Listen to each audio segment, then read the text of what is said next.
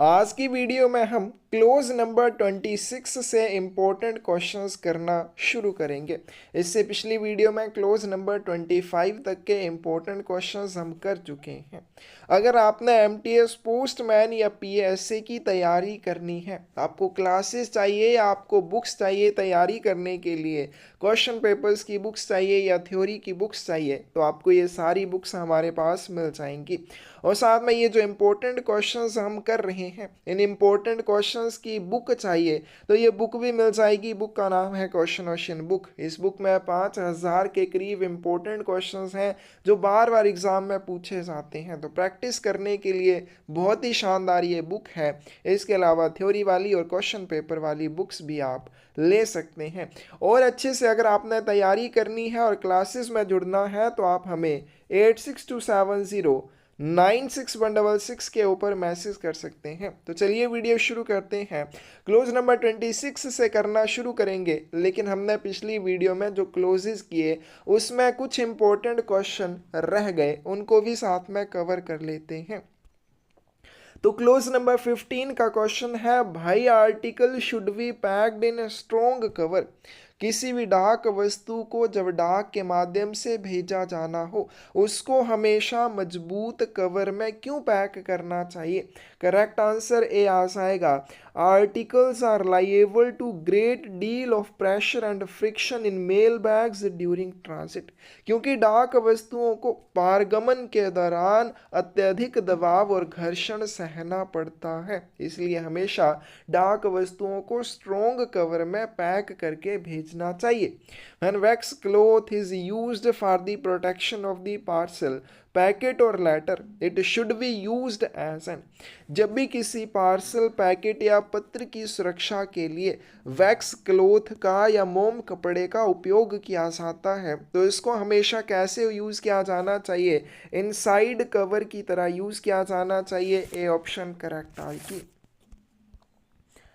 Clause number 16, when sealing wax is used for seals outside, unregistered letters and packets should be laid on the wax before the seal is applied. जब भी ceiling मोम का उपयोग अपंजीकृत पत्रों या पैकेटों के बाहर सील के लिए किया जाता है, आपने क्या करना है? एक अनरजिस्टर्ड लेटर या पैकेट भेजना है। अनरजिस्टर्ड लेटर या पैकेट को भेजने के लिए अगर आपको उसके बाहर सीलिंग वैक्स का यूज़ करना पड़े या आपने उसके ऊपर सील लगानी है, तो आप उसके ऊपर सीलिंग वैक्स लगाएंगे और फिर उसके ऊपर इम्प्रेशन लगाएंगे सील से। अब यहाँ पे पूछा गया है कि आपने सीलिंग वैक्स उसके ऊपर लगा दी और उसके ऊपर सील लगाने से पहले उसके ऊपर क्या लगाया जाएगा? करेक्ट आंसर क्या आएगा? या तो आप पीस ऑफ टिश्यू लगा सकते हैं या कोई पतला कागज का टुकड़ा भी लगा सकते हैं। सी ऑप्शन करेक्ट आ जाएगी। Clause number 17, what is the risk of sending articles of value in unregistered letter or unregistered parcel? अपंजीकृत पत्र या अपंजीकृत पार्सल में मूल्यवान सामान भेजने का जोखिम क्या होता है? अगर आपने क्या किया, कोई भी कीमती वस्तु है उसको अनरजिस्टर्ड लेटर या अनरजिस्टर्ड पार्सल में भेज दिया, आपको उससे क्या क्या खतरा हो सकता है? Sender rain the risk of losing their property, प्रेषक अपनी संपत्ति खो सकता है। यानी कि अपंजीकृत पत्र या अपंजीकृत पार्सल में आप जो भी सामान भेजेंगे वो सामान चोरी हो सकता है, उसको कोई भी चुरा के ले जा सकता है, क्योंकि उसका किसी के पास रिकॉर्ड नहीं है, तो बिना रिकॉर्ड वाली चीज़ है उसको कोई भी चोरी कर सकता है। It exposes to temptation every person through whose hands the article pass. यह हर उस व्यक्ति के प्रलोभन को उजागर करता है जिसके हाथों से लेख गुजरेगा। करेक्ट आंसर सी आएगा, उपरोक्त दोनों सही हैं। Which of the following articles can be posted in post boxes? निम्नलिखित में से कौन सी डाक वस्तुओं को पोस्ट बॉक्स में पोस्ट किया जा सकता है? डी ऑप्शन करेक्ट आएगी। पिछली वीडियो में भी इस तरह का क्वेश्चन आया था कि आप पोस्ट बॉक्सेस के माध्यम से डाक वस्तुओं का वितरण करते हैं, ना कि डाक वस्तुओं को पोस्ट करते हैं, तो डी ऑप्शन करेक्ट आएगी। Which of the following is true about letter boxes? Letter boxes के बारे में इनमें से कौन सा सही है? तो ए ऑप्शन करेक्ट आएगी। Letters in the letter card, aerogram, post card, airmail, post cards, book post, small packets, printed papers and literature for the blind shall be posted in the letter boxes provided the postage chargeable is not fully prepaid। तो यहाँ पे हमसे पूछा गया है कौन सा सत्य नहीं है, तो कौन सा सत्य नहीं है। अब देखो जो आपके लेटर बॉक्स होते हैं उसमें आप letter, letter card, aerogram, post card, airmail, post card, book post, small packet, फिर प्रिंटेड पेपर है, ब्लाइंड लिटरेचर, ये सारी चीज़ों को आप लेटर बॉक्स में पोस्ट कर सकते हैं। लेकिन कंडीशन क्या है, इनके ऊपर डाक शुल्क का पूरी तरह से भुगतान किया हुआ होना चाहिए। लेकिन फर्स्ट ऑप्शन में बोला है कि अगर पूरा भुगतान नहीं किया है तब भी आप इनको लेटर बॉक्सेस में पोस्ट कर सकते हैं, तो ये क्या हो जाएगा, इनकरेक्ट हो जाएगा। फिर आपके रजिस्टर्ड न्यूज़पेपर, पीरियोडिकल पोस्ट है, फ्रैंक्ड आइटम्स हैं, shall not be posted in these letter boxes and if posted these shall be treated as unpaid. ये भी हम बार बार पढ़ चुके हैं कि लेटर बॉक्सेस में आपने registered newspaper, periodical post, franked article, ऐसी चीज़ों को आप लेटर बॉक्सेस में पोस्ट नहीं करेंगे। और अगर आप ऐसी चीज़ों को लेटर बॉक्सेस में पोस्ट करते हैं उनको अनपेड माना जाएगा, अवैतनिक माना जाएगा। और जो अकाउंटेबल आइटम्स होती हैं उनको भी लेटर बॉक्सेस में पोस्ट नहीं करना चाहिए। अकाउंटेबल आइटम्स क्या होती हैं, अपडेटेड रूल्स में इनके बारे में भी पढ़ चुके हैं। जो भी आपकी रजिस्टर्ड आइटम्स हो गई, स्पीड पोस्ट आइटम है, रजिस्टर्ड पार्सल है, ऐसी चीज़ें जिनका एक रिकॉर्ड रहता है डिलीवरी के समय, जिन वस्तुओं के लिए प्राप्तकर्ता से हस्ताक्षर लिए जाते हैं, ऐसी वस्तुओं को अकाउंटेबल आइटम्स कहा जाता है। और अकाउंटेबल आइटम्स को लेटर बॉक्स में पोस्ट नहीं करना चाहिए, तो ये बिल्कुल सही बात है। तो इनकरेक्ट कौन सा हो जाएगा, गलत कौन सा हो जाएगा, ए ऑप्शन सही होगी।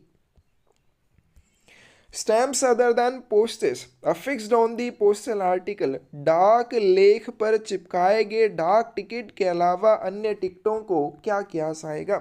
सी ऑप्शन करेक्ट आएगी, विल नॉट बी कैंसल्ड, इन्हें रद्द नहीं किया जाएगा। कोई भी आपने चैरिटी स्टैंप लगा दी है या डाक टिकट के अलावा कोई अन्य डाक टिकट आपने किसी डाक वस्तु के ऊपर लगाई है, एक तो आपने ध्यान रखना फ्रंट साइड के ऊपर नहीं लगाएंगे, बैक साइड के ऊपर इस तरह के डाक टिकट लगा सकते हैं। और अगर इस तरह के डाक टिकट लगे हुए हैं तो उनको पोस्टेज स्टैंप्स की तरह डिफेस नहीं किया जाएगा, विरूपित नहीं किया जाएगा। चलिए नेक्स्ट चलते हैं, clause number 26, particulars to be furnished while addressing an article. किसी भी डाक वस्तु के ऊपर पता लिखते समय कौन कौन से विवरण दिए जाने चाहिए। फर्स्ट क्वेश्चन है, method of address are defined in which clause number of post office guide.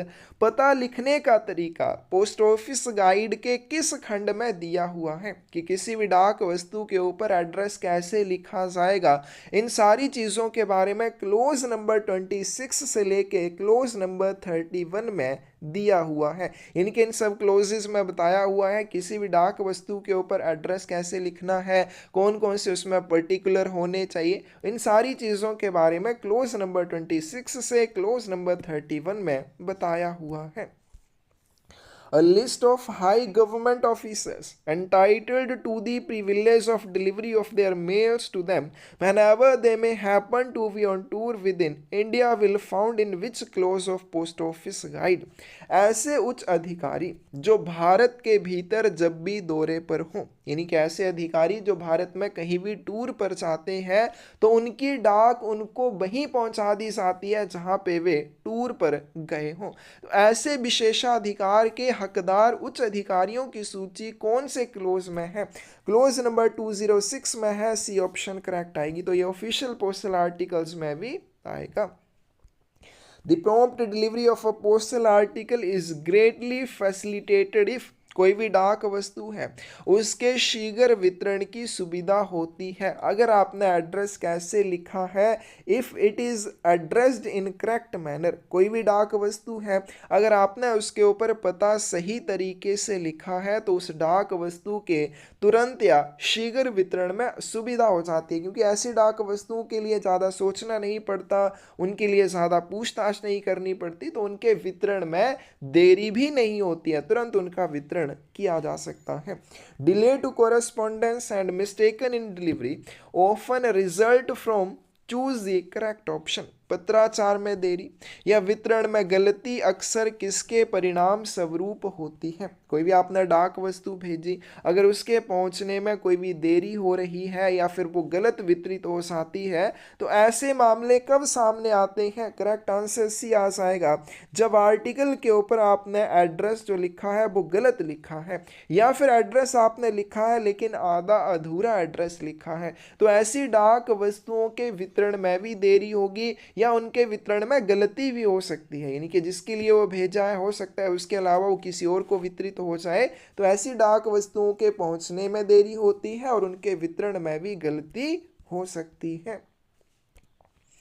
If the address is written in correct way, अगर किसी भी डाक वस्तु के ऊपर पता सही तरीके से लिखा हो तो क्या क्या होगा?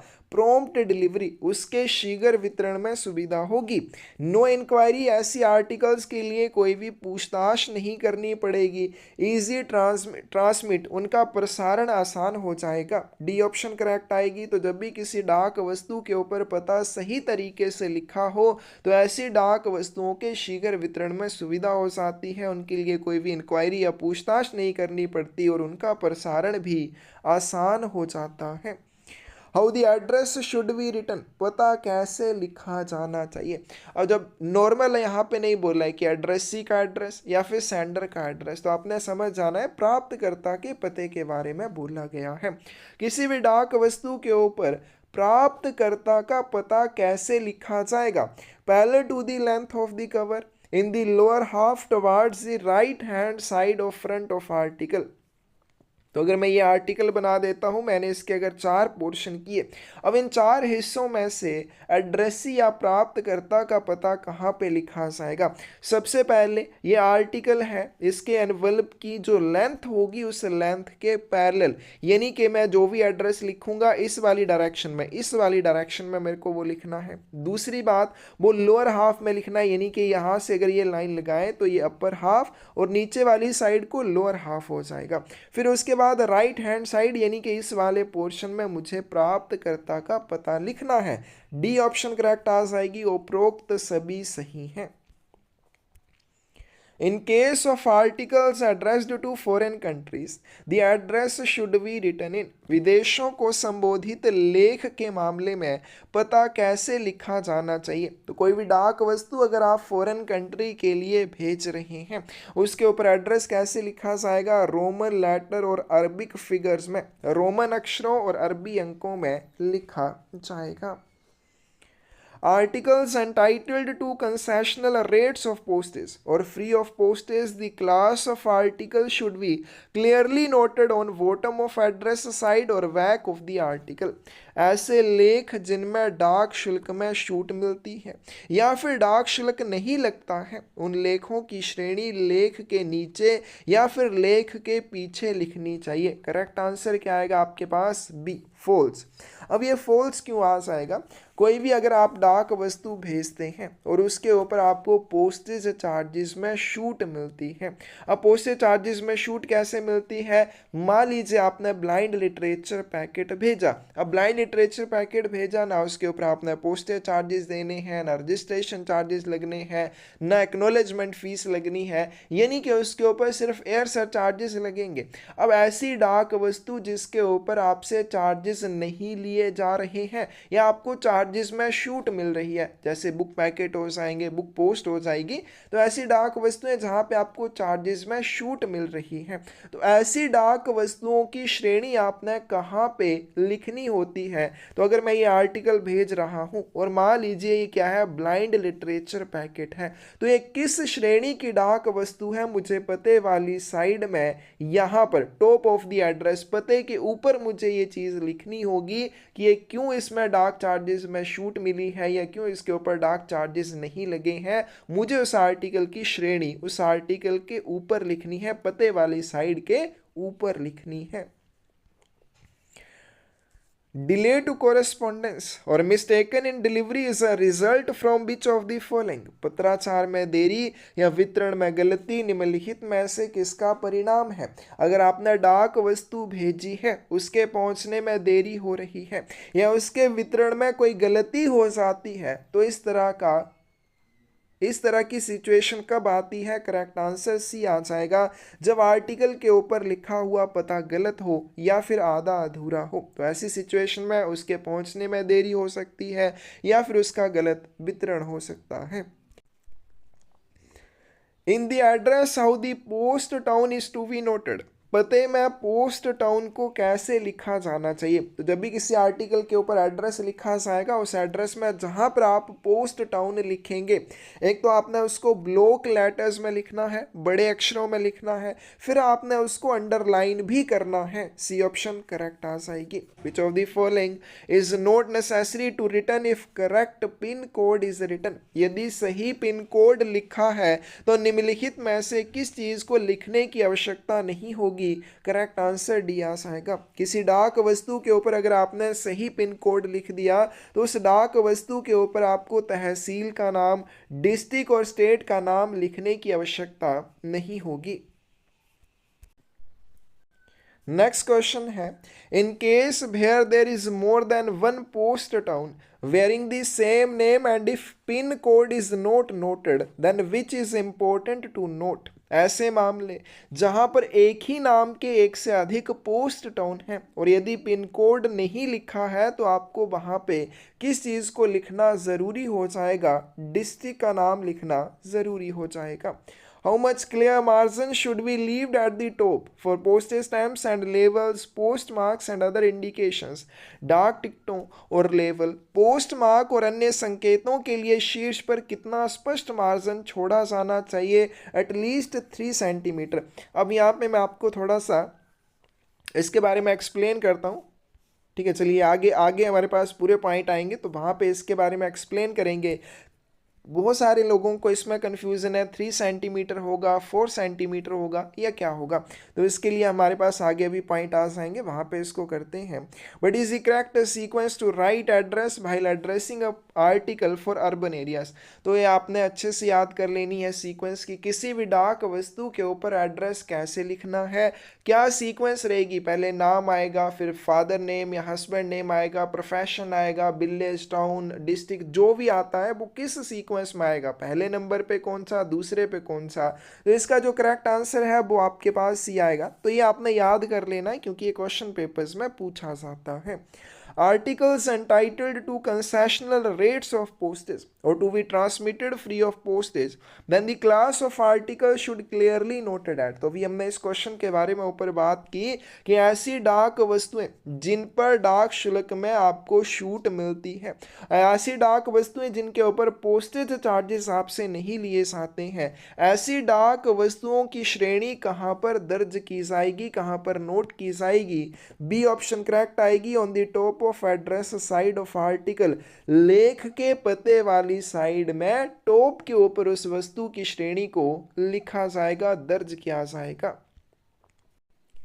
Which indication should be given on the address size of bulky letter packets which on account of their size or makeup might be mistaken for other classes of packets। भारी पत्र पैकेट उनके पता पक्ष पर कौन सा संकेत दिया जाना चाहिए ताकि उनके आकार या बनावट के कारण गलती से उन्हें किसी अन्य वर्ग के पैकेट ना समझ लिया जाए। तो कोई भी बल्कि लेटर पैकेट अगर है तो उसके ऊपर आपने क्या इंडिकेशन देनी है, लेटर इंडिकेशन देनी है, ताकि उनको किसी अन्य श्रेणी के पैकेट ना समझ लिया जाए, वो लेटर पैकेट ही समझे जाए। इसलिए उनके ऊपर क्या निर्देश दे देना है, लेटर उनके ऊपर लिख देना है ताकि वो किसी अन्य श्रेणी के पैकेट ना समझ लिए जाए।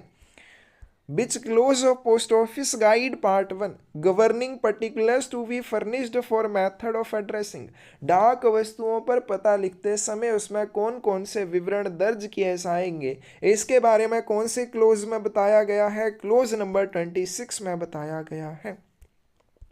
विच of the following is correct about how to address an envelope, लिफाफे पर पता कैसे लिखा जाना है, इसके बारे में कौन सा सही आ जाएगा, कौन सा सही है सिर्फ ये बताना है, तो बी ऑप्शन करेक्ट आएगी।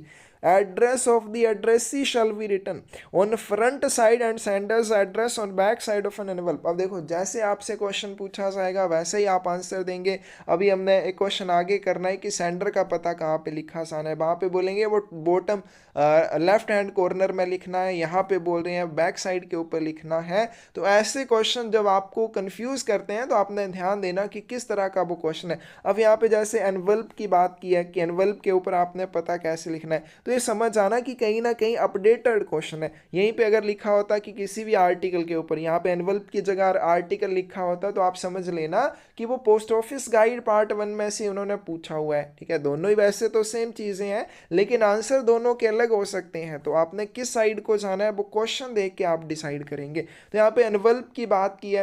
एनवल्प आपको पोस्ट ऑफिस गाइड पार्ट 1 में देखने को नहीं मिलेगा कि एनवल्प को कैसे संबोधित करना है, वहाँ पे लिखा होगा आर्टिकल को कैसे संबोधित करना है। तो वहाँ पे सेंडर के एड्रेस के लिए बोला जाएगा कि सेंडर का एड्रेस है बॉटम लेफ्ट हैंड कॉर्नर में लिखो। अब यहाँ पे एनवल्प की बात किया तो एनवल्प में के मामले में बोला है कि जो एड्रेसी या प्राप्तकर्ता का पता है उसको फ्रंट साइड के ऊपर लिखा जाएगा और जो सेंडर या प्रेषक का पता है उसको आर्टिकल या एनवल्प के बैक साइड के ऊपर लिखा जाएगा। अब थोड़ा सा बाकी पॉइंट्स भी देखते हैं।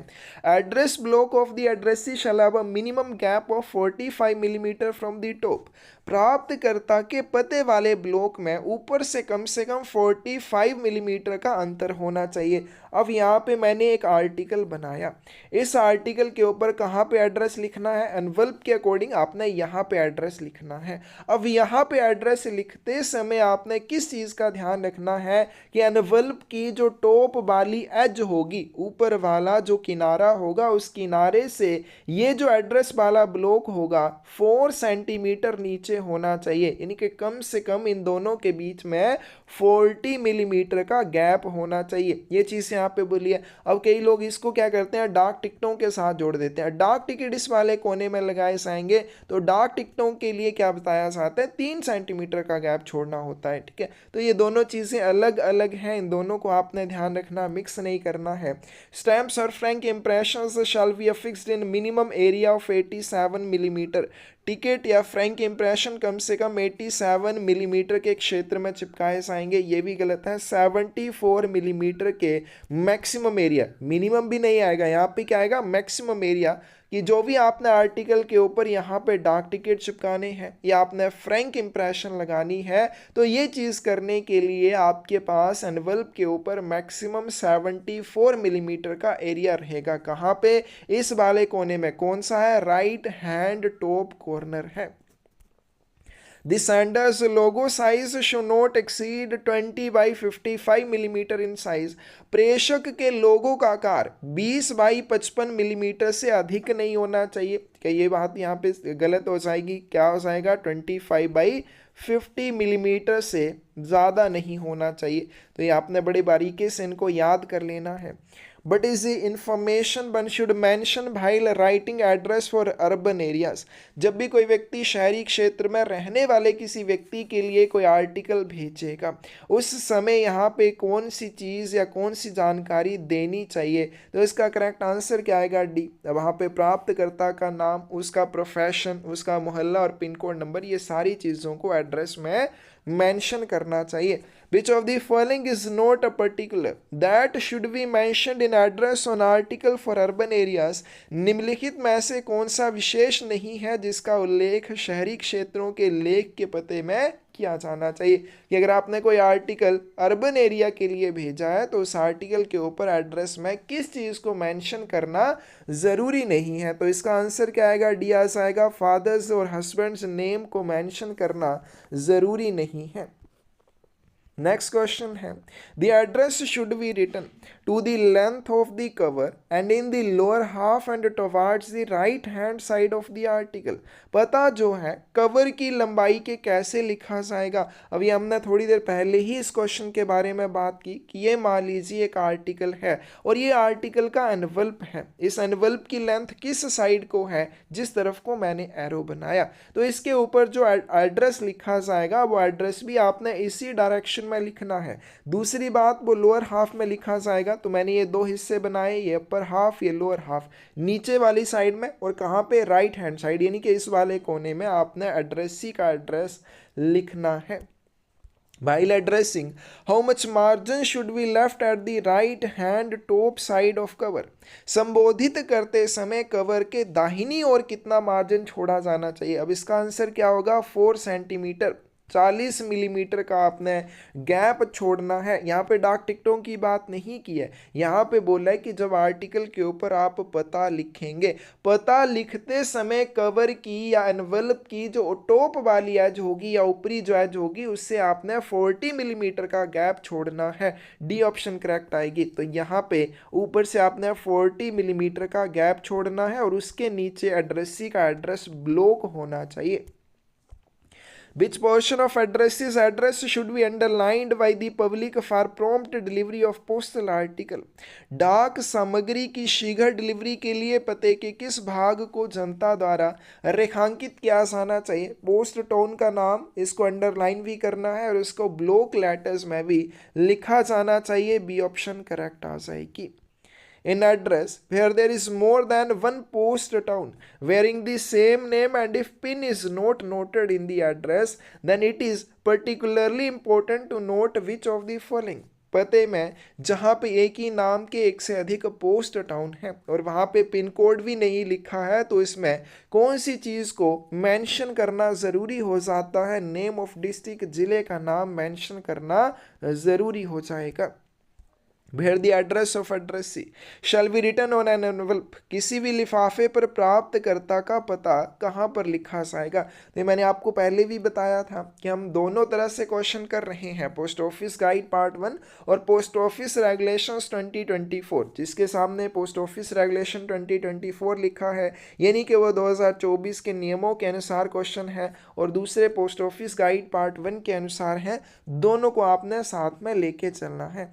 तो प्राप्तकर्ता और प्रेषक का पता, यहाँ पे क्वेश्चन है हमारे पास, लिफाफे पर प्राप्तकर्ता का पता जो है वो कहाँ पर लिखा होना चाहिए। तो इसका करेक्ट आंसर क्या आ जाएगा, ए। अब ये पोस्ट ऑफिस रेगुलेशन 2024 के अनुसार है, तो centre of front side, envelope की फ्रंट साइड के सेंटर में, केंद्र में आपने प्राप्तकर्ता का पता लिखना है।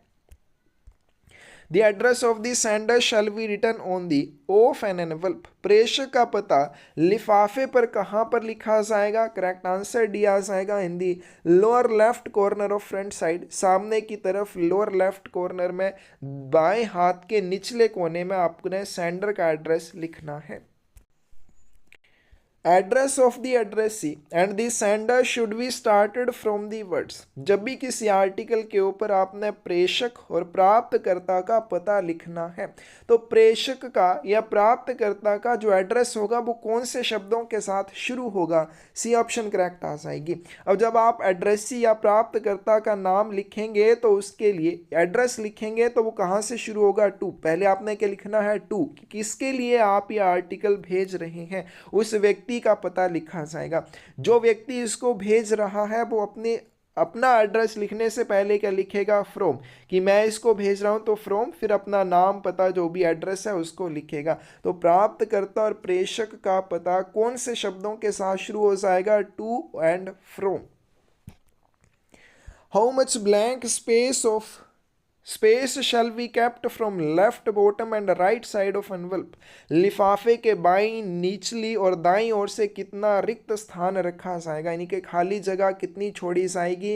ए ऑप्शन आपके पास करेक्ट आ जाएगी। 15 मिलीमीटर का आपको खाली स्थान छोड़ना है लिफाफे के बाईं साइड से, दाईं साइड से और निचली साइड से। और ऊपर वाली साइड से कितना, 15 सेंटीमीटर, 15 मिलीमीटर नहीं, 40 मिलीमीटर, वो हमने अभी ऊपर क्वेश्चन कर लिया।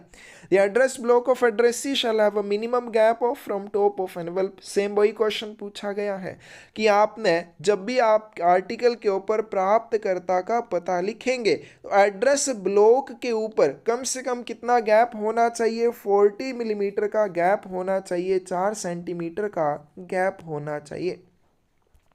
Stamps or frank impressions shall be affixed in maximum area of on the upper right corner of envelope. Ticket और फ्रैंक शार्प लिफाफे के ऊपरी दाहिने कोने पर अधिकतम कितने क्षेत्र में चिपकाए जाएंगे. तो अभी बताया कि जैसे यहाँ पे ये आर्टिकल है तो यहाँ पे आपने डाक टिकट या फ्रैंक इंप्रेशन लगानी है और ऐसा नहीं कि पूरा आपने भर दिया, आपको मैक्सिमम ये चीज़ 74 मिलीमीटर के एरिया में करनी है. The address of should be positioned parallel to length of the envelope. किसका पता लिफाफे की लंबाई के समानांतर होना चाहिए. करेक्ट आंसर क्या आएगा, ए आएगा. एड्रेसी और सेंडर दोनों का पता कैसे होना चाहिए. अगर ये एनवल्प है तो एनवल्प की ये लेंथ है और इसके पैरेलल दोनों का एड्रेस होना चाहिए, एड्रेसी का भी और किसका, प्रेषक का भी. A zone of around the address block should be free from any printing or writing.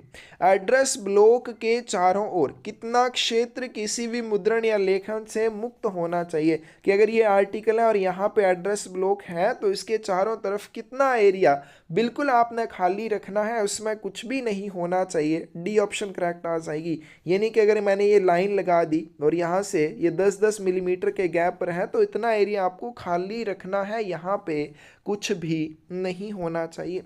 known address information such as sender's code, serial or account numbers or other information are not to be generally included in address of the addressee and if necessary it should be printed. known address information ऐसी जानकारी जो पते के लिए ज़रूरी नहीं है. कि किसी भी आर्टिकल के ऊपर यदि किसी का पता लिखना है और वो जानकारी उस पते में लिखने के लिए ज़रूरी नहीं है, जैसे प्रेषक का code, serial number, account number या अदर कोई इन्फॉर्मेशन. लेकिन अगर इस तरह की जानकारी लिखना जरूरी है, क्या है वो नॉन एड्रेस इंफॉर्मेशन है, यानी कि पते में उसकी कोई भी आवश्यकता नहीं है लेकिन फिर भी अगर उसको लिखना ज़रूरी है तो उसको कैसे लिखा जाएगा. It should be printed above the first line but never below the last line of the address. इसको हमेशा आपने फर्स्ट लाइन के ऊपर लिखना है, यानी कि जहाँ से आप एड्रेस शुरू कर रहे हैं उसके ऊपर वाली लाइन या पहली लाइन क्या लिखी जाएगी, नॉन एड्रेस इंफॉर्मेशन की लिखी जाएगी. अगर वो आवश्यक है इसको कभी भी आपने एड्रेस की लास्ट लाइन के नीचे नहीं लिखना है. The spacing between the address lines shall be uniform and shall be. तो जब भी डाक वस्तु के ऊपर पता लिखा जाएगा पते वाली पंक्तियों के बीच अंतर एक समान होना चाहिए. सबसे पहली बात क्या बोली है कि मान लीजिए ये एनवल्प है और इसमें मैंने एड्रेस लिखा, तो जो मैं एड्रेस लिखूंगा सभी लाइंस के बीच में पहले मैंने अपना नाम लिखा, फिर मैंने फादर्स नेम लिखा, फिर नीचे अपने विलेज का नाम लिखा, इस तरह से मैं एड्रेस लिखता चला गया. पहली और दूसरी लाइन के बीच में अगर 1 मिलीमीटर का गैप है तो दूसरी और तीसरी लाइन के बीच में भी सेम गैप होना चाहिए. हर लाइन के बीच में जो भी एड्रेस लाइंस होंगी हर लाइन के बीच में यूनिफॉर्म डिस्टेंस होना चाहिए, इक्वल डिस्टेंस होना चाहिए. और दूसरी बात वो डिस्टेंस कितने से कितने के बीच में हो सकता है, 1 मिलीमीटर से लेके मैक्सिमम 5 मिलीमीटर के गैप के बीच में आप वो लाइंस को लिखेंगे. यानी कि पहली लाइन के बीच में अगर मैंने 1 मिलीमीटर का गैप रखा पहली और दूसरी लाइन के बीच में तो दूसरी और तीसरी लाइन के बीच में भी 1 मिलीमीटर का गैप होगा. अगर 2 मिलीमीटर का रखा है तो सब लाइंस के बीच में 2 मिलीमीटर का गैप होना चाहिए. In the address lines, the maximum number of characters per line in words. पता पंक्तियों में प्रति पंक्ति वर्णों की अधिकतम संख्या कितने शब्द है. करेक्ट आंसर क्या आ जाएगा, डी आ जाएगा. 40 शब्द आप एक लाइन में, एड्रेस जो लाइंस होंगी पते वाली जो लाइंस आप लिखेंगे एक लाइन में मैक्सिमम 40 अक्षर आप लिख सकते हैं. और ये शब्दों के बीच रिक्त स्थान को छोड़कर, यानी कि जो खाली जगह है उसको काउंट नहीं किया जाएगा. उसके अलावा 40 कैरेक्टर एक लाइन में लिखे जा सकते हैं. नेक्स्ट चलते हैं question number 36. An accountable item tendered at a post office for transmission shall not be accepted unless they are addressed to a particular person or firm or institution.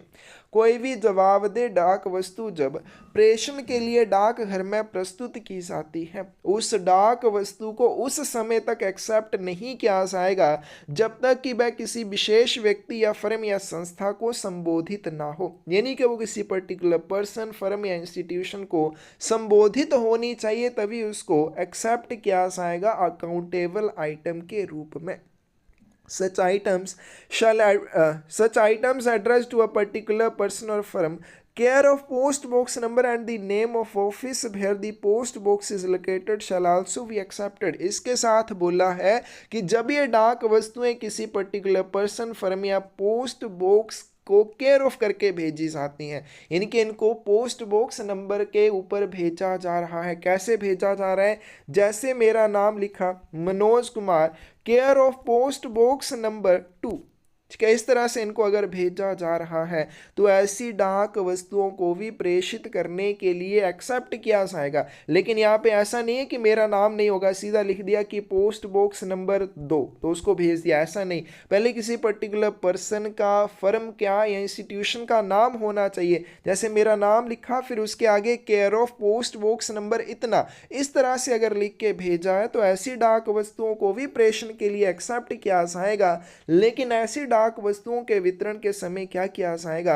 यह देखा जाएगा कि अगर मेरे नाम पर तो कोई पोस्ट बॉक्स है ही नहीं, या मैं पहले इस पोस्ट बॉक्स का किराएदार था, वर्तमान में मैं इस पोस्ट बॉक्स का किराएदार नहीं हूं, तो ऐसी डाक वस्तुओं के वितरण का प्रयास नहीं किया जाएगा। ऐसी डाक वस्तुओं को क्या किया जाएगा? प्रेषक को वापस कर दिया जाएगा। ये ऑप्शन करेक्ट आ जाएगी। आगे हमारे पास about how to address an envelope, कि किसी भी लिफाफे के ऊपर आपने एड्रेस कैसे लिखना है, किसी भी एनवल्प को संबोधित कैसे करना है। और ये मोस्ट इंपॉर्टेंट लाइंस हैं जो आपने पीडीएफ से अच्छे से कर लेनी है, बहुत अच्छे से इनको समझ के पढ़ना है। थ्योरी में हम ये पढ़ चुके हैं। आगे चलते हैं clause number 27। Mails for defence services personnel serving in army and air force, सेना और वायुसेना में सेवारत रक्षा सेवा कर्मियों की डाक। Mails for defence services personnel serving the army and air force should be addressed to, सेना और वायुसेना में सेवारत रक्षा सेवा कर्मियों की डाक को किस पते पर भेजा जाएगा? तो ऑर्गेनाइजेशन ऑफ डिपार्टमेंट में हमने पढ़ा था 2 आर्मी पोस्ट ऑफिस हैं, कौन कौन से? 56 एपीओ और 99 एपीओ। इन्हीं के पते पर आर्मी और एयरफोर्स के आर्टिकल्स भेजे जाएंगे। लेकिन 56 एपीओ और 99 एपीओ को 1 सीवीपीओ और 2 सीवीपीओ भी कहा जाता है। तो करेक्ट आंसर क्या आ जाएगा? डी आ जाएगा।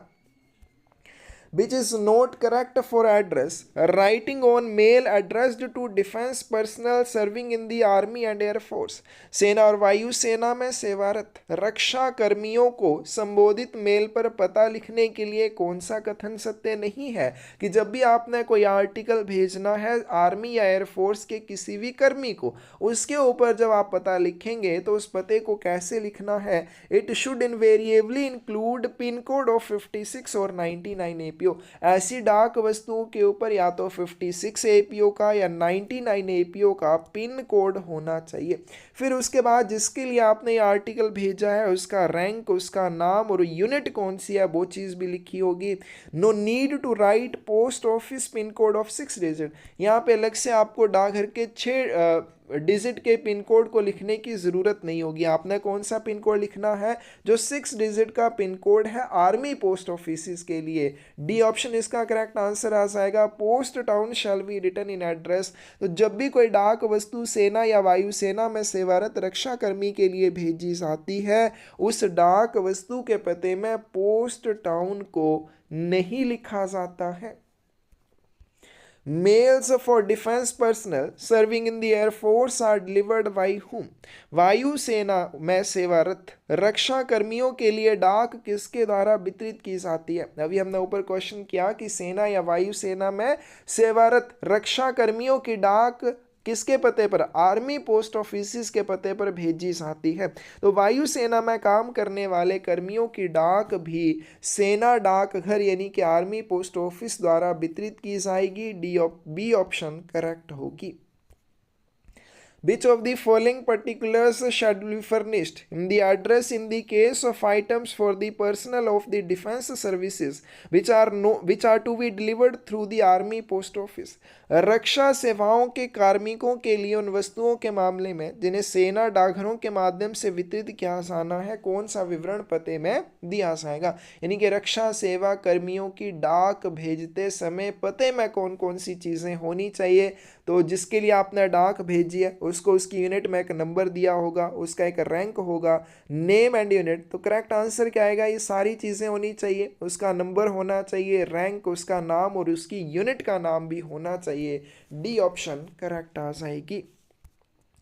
क्लोज नंबर 28 है mails for navy personnel serving in INS ships. INS जहाज़ों में सेवारत नौसेना कर्मियों के लिए मेल। तो अगर हम बात करें कि आर्मी और एयरफोर्स की, तो वो आर्मी पोस्ट ऑफिस को भेजी जाएंगी, लेकिन अगर कोई नेवी में काम कर रहा है उसकी डाक किसे भेजी जाएगी। Mails for navy personnel serving in INS ships should be addressed to.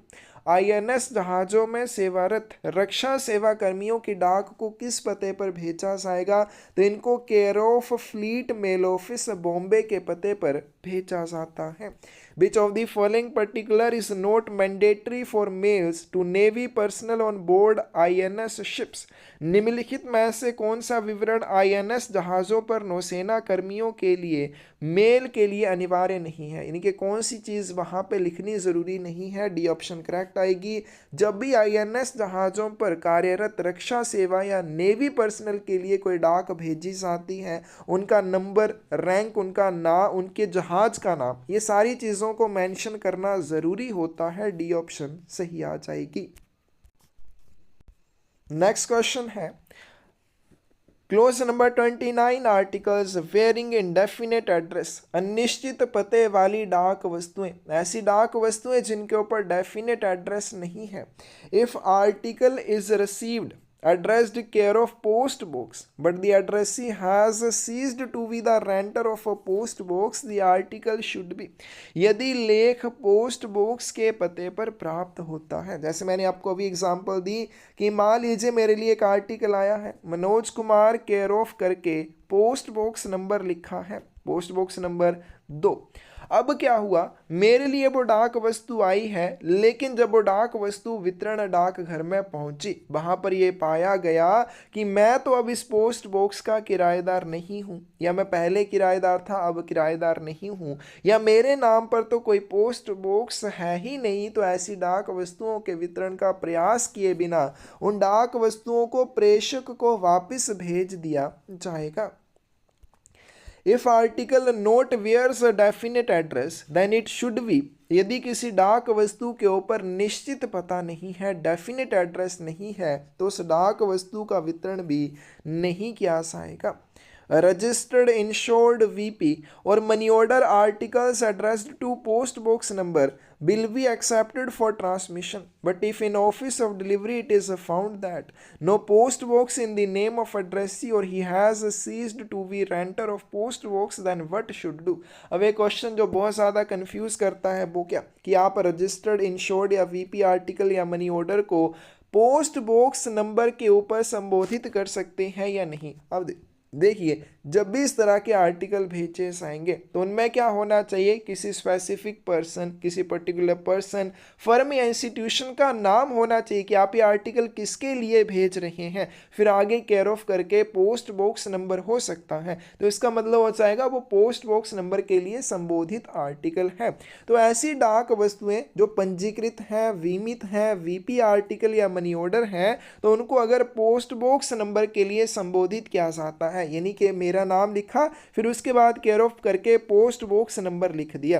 तो ऐसी डाक वस्तुएं प्रेषित करने के लिए स्वीकार की जाती हैं, लेकिन ऐसे आर्टिकल जब ऑफिस ऑफ डिलीवरी में पहुंचते हैं और ये पाया जाता है, क्या पाया जाता है कि मैं तो इस पोस्ट बॉक्स का किराएदार नहीं हूं, या फिर पहले ये पोस्ट बॉक्स मेरे नाम पर था, अब ये नहीं है, मैं इसका किराएदार नहीं हूं, तो ऐसे आर्टिकल्स को क्या किया जाएगा, प्रेषक को वापस कर दिया जाएगा। The chief secretary Shimla is a definite और इनडेफिनेट एड्रेस। अब क्वेश्चन में पूछा गया है कि मुख्य सचिव शिमला, क्या ये पता डेफिनेट है या इनडेफिनेट है? बी ऑप्शन करेक्ट आ जाएगी। अब आपको नहीं बताया वो चीफ सेक्रेटरी शिमला है, क्या वो एजुकेशन डिपार्टमेंट में है, किसी और डिपार्टमेंट में है, किस डिपार्टमेंट में है, इस चीज़ के बारे में नहीं बताया है, तो आपको कैसे पता चलेगा कि आर्टिकल आप किसको देंगे? तो ये क्या हो जाएगा, इनडेफिनेट एड्रेस, अनिश्चित पता हो जाएगा। और इनडेफिनेट एड्रेस अगर किसी आर्टिकल के ऊपर है तो उसका वितरण नहीं किया जाएगा। No article will be delivered by the post office unless it bears a address. डाकघर द्वारा कोई भी डाक वस्तु उस समय तक वितरित नहीं की जाएगी जब तक कि उसके ऊपर क्या ना हो, डेफिनेट एड्रेस या निश्चित पता ना हो। Which among of the following will be regarded as not wearing a definite address? तो हमें यहाँ पे बताना है किसमें डेफिनेट एड्रेस नहीं है। An article addressed to a class of firm in contradiction to a particular person or firm। जब भी किसी विशेष व्यक्ति या फर्म के विपरीत व्यक्तियों के एक वर्ग को संबोधित कोई डाक वस्तु हो, उसको हम क्या मानेंगे, इनडेफिनेट एड्रेस वाला आर्टिकल मानेंगे। अब क्या हो गया कि कोई भी आर्टिकल आपने ऐसे व्यक्ति को भेजना है या ऐसे व्यक्ति को भेजा जा रहा है जो किसी पर्टिकुलर पर्सन या फर्म के कॉन्ट्राडिक्शन में हो, प्रतिरोध में हो, ऐसी डाक वस्तुओं के ऊपर लिखे गए पते को क्या मानना जाएगा, इनडेफिनेट एड्रेस मानना जाएगा। Articles address to care of some definite person और फर्म, अगर किसी डाक वस्तु को किसी निश्चित व्यक्ति या फर्म मार्फत के लिए भेजा जाता है, यानी कि केयर ऑफ करके किसी पर्टिकुलर पर्सन या फर्म के लिए अगर किसी आर्टिकल को भेजा जाता है तो वो क्या होगा, डेफिनेट एड्रेस होगा। तो पहला इनडेफिनेट एड्रेस है, दूसरा डेफिनेट एड्रेस है। आर्टिकल्स एड्रेस्ड टू इनिशियल्स और फिगर्स और टू क्लियरली फिक्टिशियस नेम्स, ऐसा आर्टिकल जिसे इनिशियल्स, अब देखो यहाँ पे किसी का अगर नाम लिखना है, जैसे अमित लिखना है तो इस तरह से अच्छे से लिख दिया। अब अगर ऐसे करके लिख दिया, ठीक है, तो मान लीजिए आपको समझ भी आ रहा है कि ये अमित लिखा है लेकिन वो इनिशियल्स की तरह है, हस्ताक्षर की तरह है, तो ऐसी डाक वस्तुओं के ऊपर लिखे हुए एड्रेस को भी इंडेफिनेट माना जाएगा। या कोई भी ऐसा आर्टिकल है जो किसी काल्पनिक नाम को संबोधित है तो उसको भी क्या माना जाएगा, इंडेफिनेट माना जाएगा। तो उसके बाद आगे चलते हैं, पहले के बाद तीसरा भी क्या है, नोट डेफिनेट एड्रेस है। Articles addressed to a Christian name without surname, तो कोई भी अगर आपने आर्टिकल किसी ईसाई नाम के व्यक्ति को भेजा है और उसके ऊपर उसका सरनेम नहीं लिखा है तो उसको भी क्या माना जाएगा, इनडेफिनेट एड्रेस मानना जाएगा। Articles addressed to some definite place और डिलीवरी एरिया, किसी निश्चित स्थान या वितरण क्षेत्र को संबोधित ले, ये क्या हो जाएगा, डेफिनेट। तो कौन से आर्टिकल डेफिनेट हैं, कौन से इनडेफिनेट हैं, उनको क्लासीफाई आपको करना आना चाहिए। ए ऑप्शन आपके पास करेक्ट आ जाएगी। नेक्स्ट क्वेश्चन है, but action will be taken if an article is found wearing indefinite address, अगर किसी भी डाक वस्तु के ऊपर लिखा हुआ पता इनडेफिनेट पाया जाता है, अनिश्चित पाया जाता है, तो क्या होगा, it will not be delivered, तो इस तरह की डाक वस्तु का वितरण नहीं किया जाएगा। क्लोज नंबर 30 है एडिशन ऑफ सेंडर्स एड्रेस, प्रेषक का पता जोड़ना। किसी भी डाक वस्तु के ऊपर प्रेषक का पता कहाँ पे और क्यों लिखा जाना चाहिए। If graphs sent by packet post then, यदि पैकेट पोस्ट के माध्यम से कोई फोटोग्राफ भेजी जाती है, यानी कि किसी की फोटो अगर डाक के माध्यम से भेजी जाती है, पैकेट पोस्ट के माध्यम से भेजी जाती है, name and address of sender must be written on the back of photograph, बहुत इंपॉर्टेंट है। तो इस तरह से पैकेट पोस्ट में जो भी आप फोटोज भेजेंगे उन सबके पीछे प्रेषक का नाम और पता जरूर होना चाहिए। भाई the sender's address must be written on an article, किसी भी डाक वस्तु के ऊपर प्रेषक का पता क्यों लिखा होना चाहिए। In case no delivery return to sender, कि कोई डाक वस्तु आपने भेजी और उसका वितरण अगर प्राप्तकर्ता को ना हो पाए तो उस डाक वस्तु को वापस भेजना होता है प्रेषक को। अगर आर्टिकल के ऊपर प्रेषक का पता हो तभी भेजी जा सकेगी, अगर नहीं होगा तो कैसे भेजेंगे। इसलिए उस आर्टिकल के ऊपर प्रेषक का पता लिखा होना चाहिए। To minimize the number of articles destroyed at RLOs, विभिन्न पुनः प्रेषण केंद्रों में बहुत सारे क्या होते हैं, आर्टिकल्स को हर साल नष्ट करना पड़ता है। क्यों नष्ट करना पड़ता है? जिसके लिए वो आर्टिकल भेजा उस व्यक्ति को वो वितरित ना हो पाया, फिर उसके ऊपर प्रेषक का कोई एड्रेस नहीं था, उसका नाम नहीं था, तो वो प्रेषक को भी वापस नहीं किया जा सका। तो इस तरह के जो लावारिस आर्टिकल हो जाते हैं, ना प्राप्तकर्ता को मिले ना वो प्रेषक को वापस किए जा सके, तो इस तरह के आर्टिकल्स को नष्ट करना पड़ता है। तो उस चीज से बचने के लिए हमेशा आर्टिकल के ऊपर प्रेषक का नाम और पता भी होना चाहिए। On postal article where should the address of sender is to be written, डाक लेख पर प्रेषक का पता कहाँ पर लिखा होना चाहिए। बी ऑप्शन करेक्ट आ जाएगी, इन लोअर लेफ्ट हैंड कॉर्नर। या किसी भी डाक वस्तु के ऊपर प्रेषक का पता कहाँ पे होना चाहिए, इस वाले कोने में। कौन सा कोना है? लोअर लेफ्ट हैंड कॉर्नर है, नीचे का बाएं हाथ का कोना है। But is the purpose of adding sender's address, किसी भी आर्टिकल के ऊपर प्रेषक का पता ऐड करने का क्या उद्देश्य होता है। In case of non delivery of article to return it unopen and without delay to sender, कि किसी भी आर्टिकल के ऊपर अगर आपने प्रेषक का पता लिखा है और वो आर्टिकल अगर किसी वजह से वितरित नहीं हो पाता है तो उसको बिना खोले और बिना देरी के प्रेषक को वापस किया जा सके। A large number of undelivered articles are destroyed every year at various return letter offices, हर साल बड़ी संख्या में पुनः प्रेषण केंद्रों में ऐसे लावारिस डाक वस्तुओं को नष्ट करना पड़ता है। तो इन चीज़ों से बचने के लिए आर्टिकल्स के ऊपर प्रेषक का पता होना चाहिए। In the case of photographs sent by packet post, the name and address of the sender should always be written on the of the photograph. जब भी पैकेट पोस्ट के माध्यम से कोई फोटोग्राफ भेजे जाते हैं तो फोटोग्राफ के कहाँ पर प्रेषक का नाम और पता लिखा होना चाहिए। On the back side, photographs के पीछे वाली साइड प्रेषक का नाम और पता ज़रूर लिखा होना चाहिए। क्लोज नंबर 30 है, intimation of address to correspondents abroad, विदेश में स्थित संवाददाताओं के को पते की सूचना देना। Public are advised when furnishing their address to correspondents abroad to mention the name of in India in which they reside, जनता को सलाह दी जाती है कि विदेश में पत्राचार के लिए अपना पता देते समय उस समय भारत के किसका नाम लिखें जिसमें वे रहते हैं। तो नेम ऑफ स्टेट, उस राज्य का नाम उन्हें ज़रूर बताना है जिस राज्य में वे भारत में रहते हैं। आगे चलते हैं clause number 32 and 33, certificate of posting.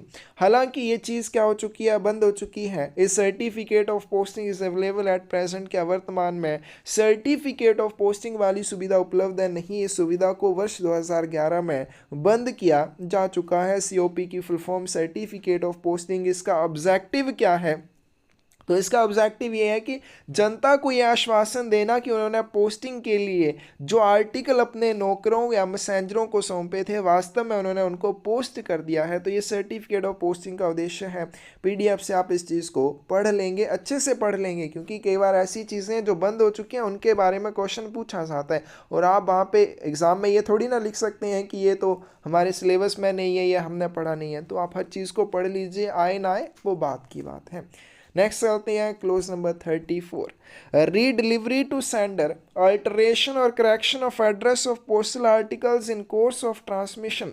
प्रेषण के दौरान डाक वस्तु को प्रेषक को पुनः वितरित करना या उसके एड्रेस में कोई अल्टरेशन या चेंज करना या उसमें कोई करेक्शन करना, क्या ऐसा पॉसिबल है? बिल्कुल ऐसा पॉसिबल है। But is the fee for recalling of an inland article, किसी भी अंतर्देशीय डाक वस्तु को जब आप पोस्ट करते हैं पोस्ट करने के बाद अगर आप उस डाक वस्तु को पुनः वितरण उसका लेना चाहते हैं, यानी कि आप चाहते हैं वो एड्रेसी को ना देकर आपको वापस की जाए, तो उसके लिए आपसे 6 रुपये लिए जाएंगे। और अगर आप फॉरेन आर्टिकल को रिकॉल करना चाहते हैं तो इसके लिए आपको कितने चार्जेस का भुगतान करना होगा? 30 रुपये का भुगतान करना होगा। Postal articles posted in India may have it withdrawn from post or address may be altered so long if Bharat में पोस्ट किए गए डाक लेखों को डाक से वापस लिया जा सकता है या उनके पते में भी परिवर्तन किया जा सकता है। और कब ऐसा किया जा सकता है? करेक्ट आंसर डी आएगा। तो अगर कोई डाक वस्तु भेजी है और वो प्राप्तकर्ता को अभी तक वितरित नहीं हुई है, तभी तक आप उसको डाक से निकाल सकते हैं या उसके पते में परिवर्तन कर सकते हैं। इफ़ नोट बीन कन्फिस्केटेड और destroyed by the competent authority, अगर कम्पिटेंट अथॉरिटी के द्वारा इसको जब्त या नष्ट नहीं किया गया है। अब मान लीजिए क्या हुआ, आप मेरे मित्र हैं और मैंने आपके लिए कोई नशीली चीज़ भेजी है, मान लीजिए चरस गांजा भेजा है, क्योंकि ये प्रोहिबिट चीज़ है, इसको नहीं भेजना चाहिए डाक के माध्यम से। अब क्या हुआ, अब किसी कॉम्पिटेंट अथॉरिटी ने या सक्षम प्राधिकारी ने उस चीज़ को पकड़ लिया, उसको जब्त कर लिया। अब मैं क्या सोच रहा हूँ कि मैं बच जाऊँ, इसके लिए मैं उसको डाक से निकाल लेता हूँ। लेकिन ऐसी डाक वस्तुएं जिनको जब्त किया जा चुका है या कॉम्पिटेंट अथॉरिटी ने उसे नष्ट कर दिया है, तो मैं उन डाक वस्तुओं को डाक से निकाल नहीं सकता हूँ, ना उनको रिकॉल कर सकता हूँ, ना उनके एड्रेस में कोई करेक्शन होगी, उनके बारे में कुछ भी नहीं किया जा सकता। If not been seized by virtue of any law of the country of destination, अब जिस देश के लिए आपने वो डाक वस्तु भेजी है, उस देश के किसी भी कानून के उल्लंघन में अगर उस डाक वस्तु को जब्त कर लिया गया है, तब भी आप उसको डाक से नहीं निकाल सकते। डी ऑप्शन करेक्ट आ जाएगी। No article will be recalled or its address altered except in accordance with orders of which of the following, निम्नलिखित में से किसके आदेश के अलावा कोई भी डाक वस्तु को वापस रिकॉल नहीं किया जाएगा, ना ही उसका एड्रेस बदला जाएगा। करेक्ट आंसर आपके पास डी आ जाएगा। सेंट्रल गवर्नमेंट, डायरेक्टर जनरल या post master general, superintendent of post office of area. Correct answer D आएगा। अब यहाँ पे भी बहुत सारे लोग कंफ्यूज होते हैं, एक जगह पे आपको डिलीवरी पोस्ट मास्टर देखने को मिलेगा और एक जगह पे आपको ये ऑप्शंस देखने को मिलेंगी। अब देखो यहाँ पे क्वेश्चन में क्या पूछा गया है कि किसके आदेशों के तहत, ठीक है, किसके आदेशों के तहत किसी भी डाक वस्तु को रिकॉल नहीं किया जा सकता या उसके पते में परिवर्तन नहीं किया जा सकता।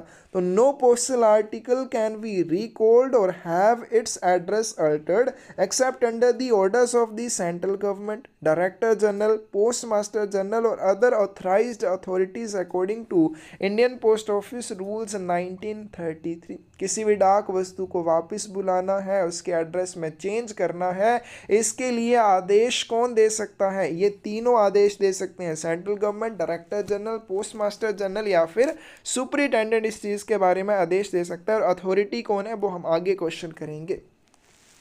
Fees paid for recall or address alteration of a postal article can be refunded in special circumstances। विशेष परिस्थितियों में आपके द्वारा भुगतान की हुई रिकॉल फीस आपको वापस की जा सकती है। करेक्ट आंसर बी आएगा। एक बार किसी डाक वस्तु को वापस बुलाने के लिए आपने अगर शुल्क का भुगतान कर दिया तो वो फीस आपको वापस नहीं मिलेगी, चाहे आपकी डाक वस्तु वापस बुलाई जाए, चाहे वो डाक वस्तु वापस ना बुलाई जा सके। बी ऑप्शन करेक्ट आएगी। A customer posted 4 articles at the same time at the same post office to the same addressee for delivery in India. What fees will be paid by the customer for recall of these 4 articles? एक ग्राहक ने भारत में delivery के लिए एक ही डाकघर में एक ही पते पर एक ही समय में 4 लेख पोस्ट किए। क्या हो रहा है?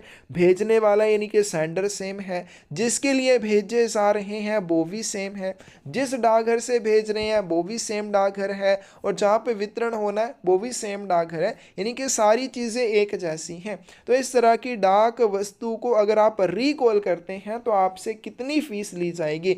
जितनी फीस एक डाक वस्तु को रिकॉल करने के लिए लगेगी उतनी ही फीस आपसे इस तरह के 4 आर्टिकल्स को रिकॉल करने के लिए ली जाएगी, ये ऑप्शन करेक्ट आ जाएगी। लेकिन कंडीशन यही है कि भेजने वाला, प्राप्त करने वाला, office of posting, office of destination, ये सारी चीज़ें क्या होनी चाहिए, सेम। और दूसरी बात, इनको पोस्ट करने का टाइम भी सेम होना चाहिए। ये नहीं कि एक सुबह की, एक शाम को, एक अगले दिन, तो उनको फिर उनके लिए अलग अलग रिकॉल फीस लगेगी। अगर एक ही टाइम पे आपने पोस्ट की थी तो सेम फीस आपसे ली जाएगी।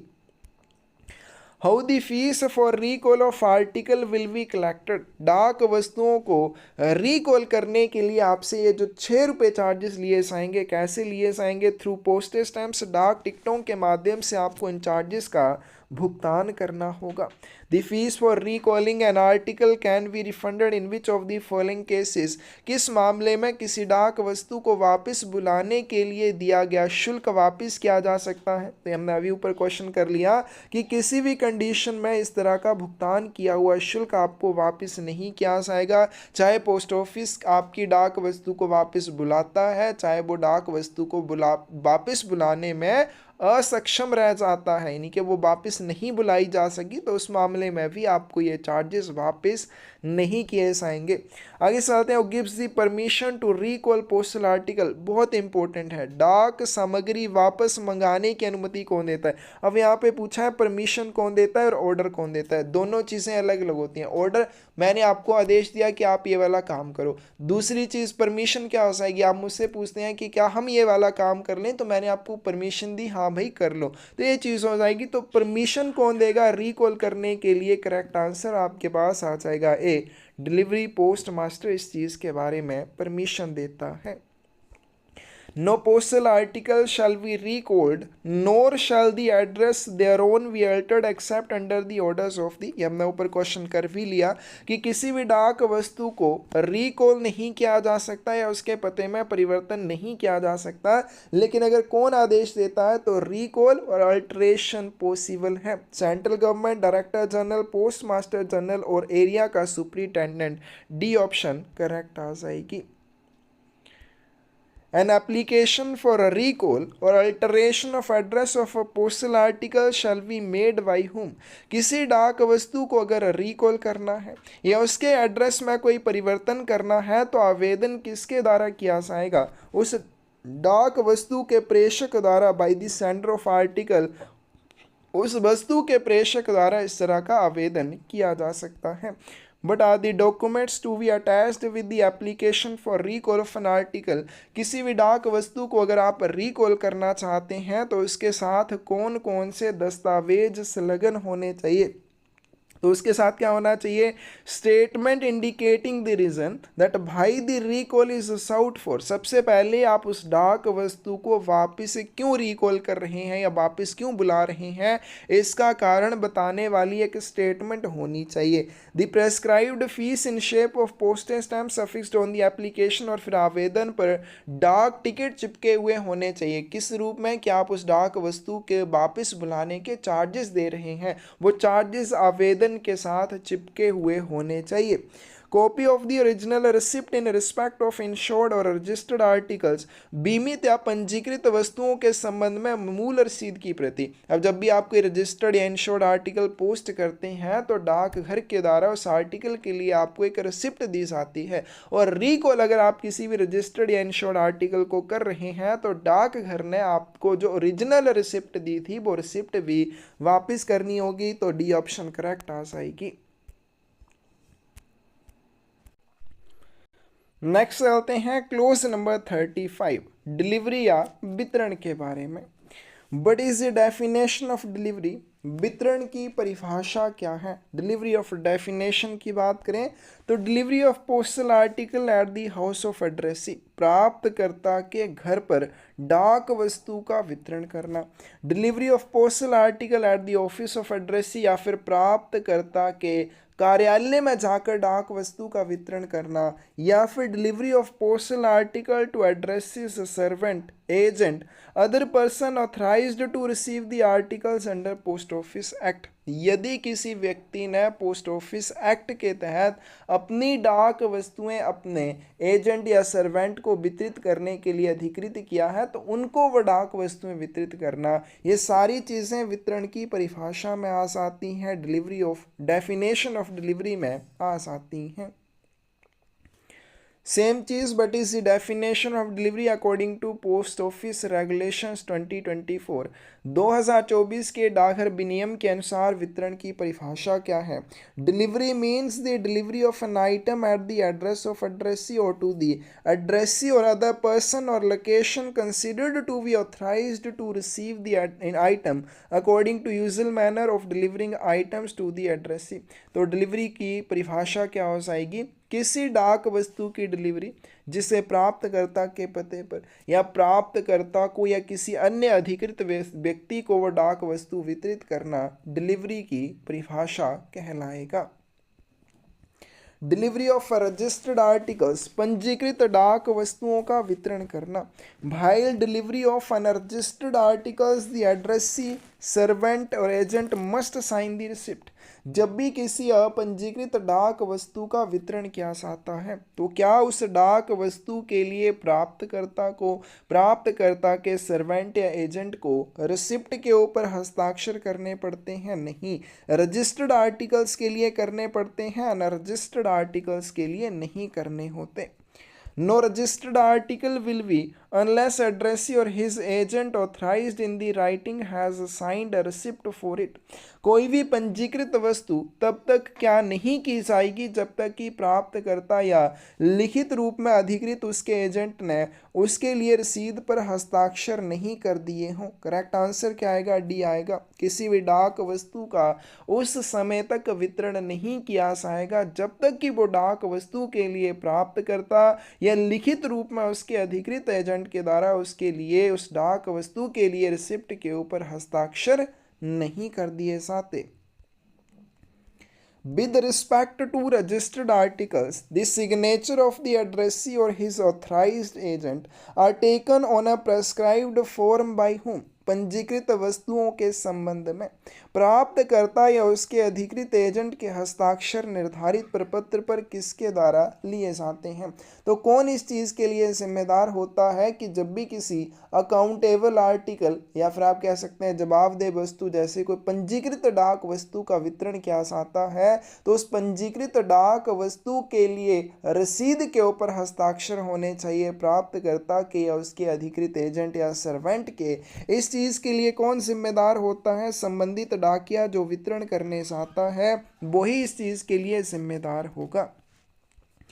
क्लोज नंबर 37 है refusal of registered articles presented for delivery. वितरण के लिए प्रस्तुत पंजीकृत वस्तुओं को लेने से मना करना। अब कोई भी पंजीकृत डाक वस्तु है जब उसको वितरण के लिए प्रस्तुत किया जाता है तो प्राप्तकर्ता उसका वितरण लेने से इनकार कर देता है। Registered articles in case of addressee not found shall be detained in the post office for which period। ऐसी डाक वस्तुएं जिनको जब वितरित करने के लिए ले जाया जाता है उनका प्राप्तकर्ता दिए हुए पते पर नहीं मिलता है। तो पंजीकृत डाक वस्तुओं के मामले में ऐसी डाक वस्तुओं को 7 दिन की अवधि के लिए रोक कर रखा जाएगा। But is the office of posting, posting का कार्यालय क्या चीज़ होती है? ये ऑप्शन करेक्ट आ जाएगी। पोस्टिंग का कार्यालय एक डिलीवरी पोस्ट ऑफिस होता है जो प्रेषक के पते पर काम करता है। ऑफिस ऑफ पोस्टिंग क्या हो जाएगा? जहाँ से हम किसी डाक वस्तु को पोस्ट कर रहे हैं। अब एक डाकघर में आप जाते हैं, वहाँ से एक डाक वस्तु को पोस्ट करते हैं तो वो डाकघर कैसा होता है? वो डिलीवरी पोस्ट ऑफिस होता है, वो वितरण का काम करने वाला डाकघर होता है। लेकिन वो किसके पते पर काम कर रहा है? प्रेषक के पते पर काम कर रहा है। तो ऐसा डिलीवरी पोस्ट ऑफिस जो प्रेषक के पते पर काम करता है उसे हम ऑफिस ऑफ पोस्टिंग कहते हैं। Which remark should be recorded on article if addressee fails to take delivery of article after requesting for detention। अब कोई डाक वस्तु मेरे लिए आई और मैंने उस डाक वस्तु को रोके रखने का आवेदन दिया। एक अवधि तो हो जाएगी जब डाकघर अगर मैं एड्रेस पे नहीं मिलता हूँ तो डाकघर 7 दिनों के लिए उसको रोक कर रखेगा। लेकिन मैं आवेदन कर देता हूँ कि मेरी डाक वस्तु को आगे और अवधि के लिए रोक कर रखा जाए तो उसको आगे फिर से और 7 दिनों के लिए रोक कर रखा जाएगा। लेकिन अगर उन 7 दिनों की अवधि के भीतर भी मैं उस डाक वस्तु का वितरण नहीं ले पाता हूं तो उस डाक वस्तु के ऊपर रिफ्यूज्ड लिख कर उसको वापस कर दिया जाएगा। A registered article can be detained in post office on a written request for how many days? एक पंजीकृत वस्तु को लिखित अनुरोध पर कितने दिनों तक डाक घर में रखा जाएगा? तो लिखित अनुरोध पर पहले तो 7 दिनों के लिए रखा जाएगा, उसके बाद अगर आप रिटर्न रिक्वेस्ट देते हैं तो आगे फिर से और 7 दिनों की अवधि के लिए उसको रोक कर रखा जाएगा। For a registered article, if the addressee is not found at the address given on the article shall be detained in the post office for a maximum period of 7 days from the date of। किसी पंजीकृत वस्तु के लिए यदि प्राप्तकर्ता वस्तु पर दिए गए पते पर नहीं मिलता है तो उस वस्तु को कौन सी तारीख से अधिकतम 7 दिनों की अवधि के लिए डाकघर में रखा जाएगा? तो अभी हमने ऊपर एक क्वेश्चन किया कि मान लीजिए किसी पंजीकृत डाक वस्तु का प्राप्तकर्ता दिए हुए पते पर नहीं मिलता है तो उस डाक वस्तु को 7 दिनों की अवधि के लिए रोक कर रखा जाएगा। लेकिन ये जो 7 दिनों की अवधि है कब से गिनी जाएगी? करेक्ट आंसर ए आ जाएगा from the date when it is last sent out for delivery. तो डिलीवरी या वितरण के लिए जब इस डाक वस्तु को आखिरी बार भेजा जाएगा उस तारीख से 7 दिनों की अवधि तक इसको रोक कर रखा जाएगा। नेक्स्ट चलते हैं clause number 38, special procedure for delivering registered articles to firms. फर्मों को पंजीकृत वस्तुएं वितरित करने की विशेष प्रक्रिया। अब कोई भी फर्म है तो हो सकता है उसके लिए एक से ज़्यादा पंजीकृत डाक वस्तुएं आए, तो इस तरह की फर्म्स के लिए कैसे आर्टिकल्स का वितरण किया जाएगा? Registered articles for firms entered in special list in. फर्मों के लिए जो भी पंजीकृत लेख आएंगे उनको एक सूची में दर्ज किया जाएगा। अब वो ये सूची है कैसे बनाई जाएगी? डुप्लीकेट में, यानी कि इसकी 2 प्रतियां बनाई जाएंगी। बी ऑप्शन करेक्ट आ जाएगी। Individual receipt prepared for those articles which are entered in special list। ऐसे आर्टिकल जिन्हें विशेष सूची में दर्ज किया जाता है किसी फर्म के लिए, उनके लिए इंडिविजुअल रिसिप्ट बनाई जाती है। जैसे कोई रजिस्टर्ड आर्टिकल है उसका वितरण कैसे किया जाएगा? वितरण के समय प्राप्तकर्ता से एक रिसिप्ट के ऊपर हस्ताक्षर लिए जाएंगे। लेकिन अगर इस रजिस्टर्ड आर्टिकल को स्पेशल लिस्ट में दर्ज किया जाता है तो इसके लिए अलग से आपको रिसिप्ट तैयार करने की ज़रूरत नहीं होगी। बी ऑप्शन करेक्ट आ जाएगी। Articles on which any charges are to be recovered. ऐसी डाक वस्तुएं जिनके ऊपर कोई भी डाक शुल्क वसूल किया जाना हो। करेक्ट आंसर सी आएगा। Note entered in special list. तो ऐसी वस्तुओं को विशेष सूची में दर्ज नहीं किया जाएगा। ऐसे आर्टिकल जिनके ऊपर कोई भी चार्जेस पोस्ट ऑफिस को रिकवर करने हैं उनको स्पेशल लिस्ट में दर्ज नहीं किया जाएगा। The addressee for whom special list is prepared will be required to sign upper copy in a token of receipt of the। जिस प्राप्तकर्ता के लिए विशेष सूची तैयार की जाती है उसे किन चीज़ों की प्राप्ति के प्रमाण के रूप में उस लिस्ट की अपर कॉपी के ऊपर हस्ताक्षर करने होंगे। तो हमने जैसे पढ़ा कि इसको डुप्लीकेट में बनाया जाता है स्पेशल लिस्ट को, तो एड्रेसी को क्या करना होता है? स्पेशल लिस्ट की जो ऊपर वाली कॉपी होती है उसके ऊपर हस्ताक्षर करने होते हैं। किस सबूत के रूप में? कि उसने उस लिस्ट की नीचे वाली प्रति प्राप्त कर ली है और साथ में आर्टिकल भी प्राप्त कर लिए हैं। इसके लिए उसको स्पेशल लिस्ट की अपर कॉपी के ऊपर हस्ताक्षर करने होंगे। Delivery of registered articles addressed to पर्दानशीन वुमेन। घूंघट में रहने वाली महिलाओं को पंजीकृत वस्तुओं का वितरण करना। तो कोई भी महिला अगर घूंघट में रहती है, पर्दे में रहती है, उसको कैसे आप डाक वस्तु वितरित करेंगे? If a registered article is to be delivered to पर्दानशीन वुमेन देन। यदि किसी पंजीकृत लेख को घूंघट में रहने वाली महिला को वितरित करना है तो कैसे उसका वितरण किया जाएगा? Her signature must be attested by postman. गलत है। क्या उसके सिग्नेचर किसके द्वारा अटेस्टेड किए जाएंगे? Respectable witness known to postman. तो डाकिया एक ऐसे व्यक्ति को ढूंढेगा जिस व्यक्ति को डाकिया जानता हो, फिर वो क्या करेगा? उस महिला के हस्ताक्षर को उस विटनेस से, उस गवाह से सत्यापित करवाएगा और उस आर्टिकल का वितरण विटनेस या गवाह को कर दिया जाएगा। कौन सी ऑप्शन करेक्ट आ जाएगी? बी ऑप्शन करेक्ट आ जाएगी। सेकंड और फोर्थ पार्ट करेक्ट है। क्लोज नंबर 40 है delivery of damaged registered article of letter and parcel mail. क्षतिग्रस्त पंजीकृत पत्र और पार्सल मेल की डिलीवरी। तो कोई भी डाक वस्तु आपके कार्यालय में आती है और अगर वो पंजीकृत है और वो डैमेज्ड कंडीशन में है, वो क्षतिग्रस्त स्थिति में है, उसको कोई नुकसान हुआ है, तो कैसे उसका वितरण किया जाएगा। If article received in office of delivery in damaged condition then a notice to addressee requesting him to attend post office by. यदि डिलीवरी कार्यालय में कोई डाक वस्तु क्षतिग्रस्त स्थिति में प्राप्त होती है तो प्राप्तकर्ता को डाकघर में आने का एक अनुरोध किया जाएगा, यानी कि उस डाक वस्तु को वितरण के लिए डाकिया के पास नहीं दिया जाएगा, उस डाक वस्तु को डाकघर से लेने के लिए प्राप्तकर्ता को एक नोटिस भेजा जाएगा, एक सूचना भेजी जाएगी। और ये जो नोटिस है कौन भेजता है, करेक्ट आंसर ये आएगा पोस्ट मास्टर के द्वारा ये नोटिस भेजा जाता है प्राप्तकर्ता को। If article received in office of delivery in a damaged condition, then notice sent to him to attend post office in case of inland article। यदि वितरण कार्यालय में कोई डाक वस्तु क्षतिग्रस्त स्थिति में प्राप्त होती है तो अंतर्देशीय वस्तु के मामले में कितने दिन के भीतर प्राप्तकर्ता को डाकघर में उपस्थित होने का नोटिस भेजा जाएगा। तो हमने अभी ऊपर क्वेश्चन किया कि कोई भी डाक वस्तु है अगर आपके कार्यालय में वो क्षतिग्रस्त स्थिति में प्राप्त होती है और वो कैसी डाक वस्तु है, अंतर्देशीय डाक वस्तु है, यानी कि भारत से उसको पोस्ट किया गया है, भारत में ही उसका वितरण होना है, तो ऐसी डाक वस्तु के प्राप्तकर्ता को पोस्ट मास्टर के द्वारा एक नोटिस भेजा जाएगा कि डाक घर में आकर आप अपनी डाक वस्तु का वितरण ले लीजिए। और कितने दिन के भीतर उसको ये वितरण लेना होगा, तो 7 दिन के भीतर उसको ये वितरण लेना होगा। वहीं पे अगर हम बात करें फॉरेन आर्टिकल की, तो फॉरेन आर्टिकल के मामले में 15 दिनों के भीतर उसे डाक वस्तु का वितरण लेना होगा।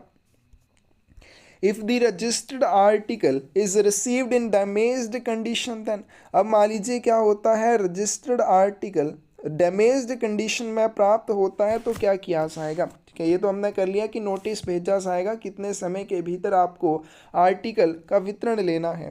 द एड्रेसी और his authorised representative should attend the office of delivery. तो ऐसी डाक वस्तुओं के वितरण के लिए प्राप्तकर्ता को या उसके अधिकृत प्रतिनिधि को डाकघर में ऑफिस ऑफ डिलीवरी में आना होगा वस्तु का वितरण लेने के लिए। क्लोज नंबर 41 है delivery of parcel and period of their detention at the office of delivery. Parcel का वितरण और वितरण कार्यालय में उनको रोक कर रखने की अवधि। Parcel up to 10 kilogram issued for delivery only. कोई भी पार्सल जिसका वजन 10 किलोग्राम तक होगा उसको वितरण के लिए सिर्फ एक बार जारी किया जाता है, और अगर एक बार वितरण के लिए जारी करने पर उसका वितरण नहीं हो पाता, दूसरी बार उसको वितरण के लिए जारी नहीं किया जाएगा, फिर उसकी डिलीवरी पोस्ट ऑफिस में ही की जाएगी। A parcel above 10 kilogram should be issued for delivery for how many times? 10 kilogram से अधिक का पार्सल कितनी बार डिलीवरी के लिए जारी किया जाना चाहिए। तो करेक्ट आंसर डी आ जाएगा। कोई भी पार्सल अगर 10 किलोग्राम तक है तो एक बार डिलीवरी के लिए जारी होगा। 10 किलोग्राम से अधिक वजन वाले पार्सल को एक भी बार डिलीवरी के लिए जारी नहीं किया जाएगा। डी ऑप्शन करेक्ट आ जाएगी। If the addressee of a parcel whose weight is more than 10 kilogram is failed to take delivery of that parcel from post office within 7 days from the date of presentation of notice, then the parcel will be treated as। अब कोई भी parcel है उसका वजन 10 kilogram से ज़्यादा है तो वो वितरण के लिए जारी नहीं किया जाएगा, डाकघर में ही उसका वितरण किया जाएगा। लेकिन जब उस पार्सल के आगमन की सूचना प्राप्तकर्ता को दी जाएगी और सूचना के 7 दिन के भीतर वो पार्सल का अगर वितरण नहीं लेता है तो उस पार्सल को अनक्लेम्ड या लावारिस पार्सल की तरह ट्रीट किया जाएगा। बी ऑप्शन करेक्ट हो जाएगी।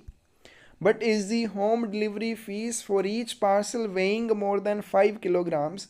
कोई भी पार्सल अगर उसका वजन 5 किलोग्राम से ज़्यादा है तो उसके ऊपर होम डिलीवरी चार्जेस लगेंगे। कितने चार्जेस लगेंगे? 5 रुपये।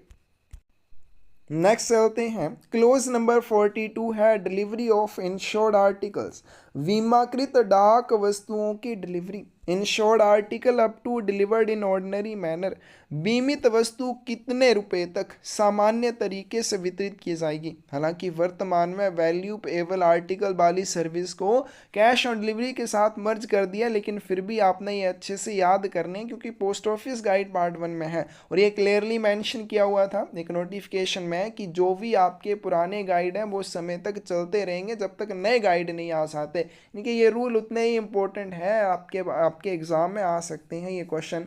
तो कोई भी इंश्योर्ड आर्टिकल है उसका वितरण कब तक सामान्य तरीके से किया जाएगा, अगर उसकी इंश्योरेंस 500 रुपये तक है। कोई भी आर्टिकल जो 500 रुपये तक इंश्योर्ड है, यानी कि 500 रुपये से ज़्यादा की उसकी इंश्योरेंस नहीं है, तो उसका वितरण सामान्य तरीके से किया जाएगा। वितरण का सामान्य तरीका क्या है, डाकिए के माध्यम से उसका वितरण किया जाएगा। For which of the following the acknowledgement fees is free, कौन सी डाक वस्तुओं के लिए एक्नॉलेजमेंट फीस नहीं ली जाती है। सी ऑप्शन करेक्ट आ जाएगी। इंश्योर्ड आर्टिकल्स के लिए, बीमाकृत डाक वस्तुओं के लिए इंश्योरेंस फीस नहीं लगती है। Any article insured for more than 500 rupees, कोई भी डाक वस्तु अगर उसकी इंश्योरेंस 500 रुपये से ज़्यादा की है तो उसका वितरण कहाँ पे किया जाएगा, deliver only at post office window. तो इस तरह की डाक वस्तु का वितरण केवल डाक घर में ही किया जाएगा।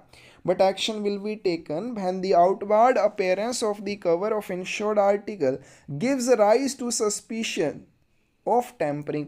अब मान लीजिए क्या हुआ, एक इंश्योर्ड आर्टिकल है और अगर आपको लगता है उसके बाहरी कवर के साथ कोई छेड़छाड़ किया, अब इंश्योर्ड आर्टिकल है बिल्कुल उसमें कोई कीमती सामान हो सकता है, तो ऐसे आर्टिकल जिनके बाहरी आवरण के साथ कोई भी छेड़छाड़ की हुई प्रतीत होती है तो उन आर्टिकल्स के लिए क्या किया जाएगा, in such situation it will be arranged to open the article in the post office in the presence of the post master and to have its content entered in an inventory which will be prepared in duplicate and signed by the addressee। तो ऐसी डाक वस्तुओं को क्या किया जाएगा, डाक घर में पोस्ट मास्टर की उपस्थिति में खोलने की व्यवस्था की जाएगी।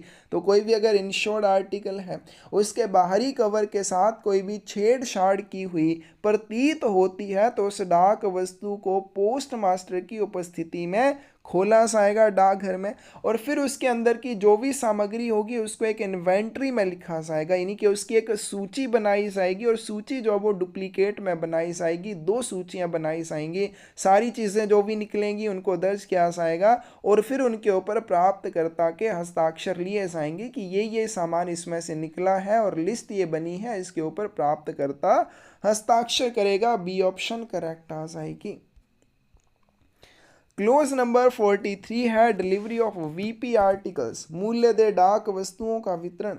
Amount of VP article if exceeds then the intimation of arrival of addressee is sent and delivery at post office only, कितने रुपए से अधिक मूल्य के वीपी लेख की सूचना दी जाएगी और उसका वितरण केवल डाकघर में किया जाएगा। बी ऑप्शन करेक्ट आ जाएगी, 100 रुपये।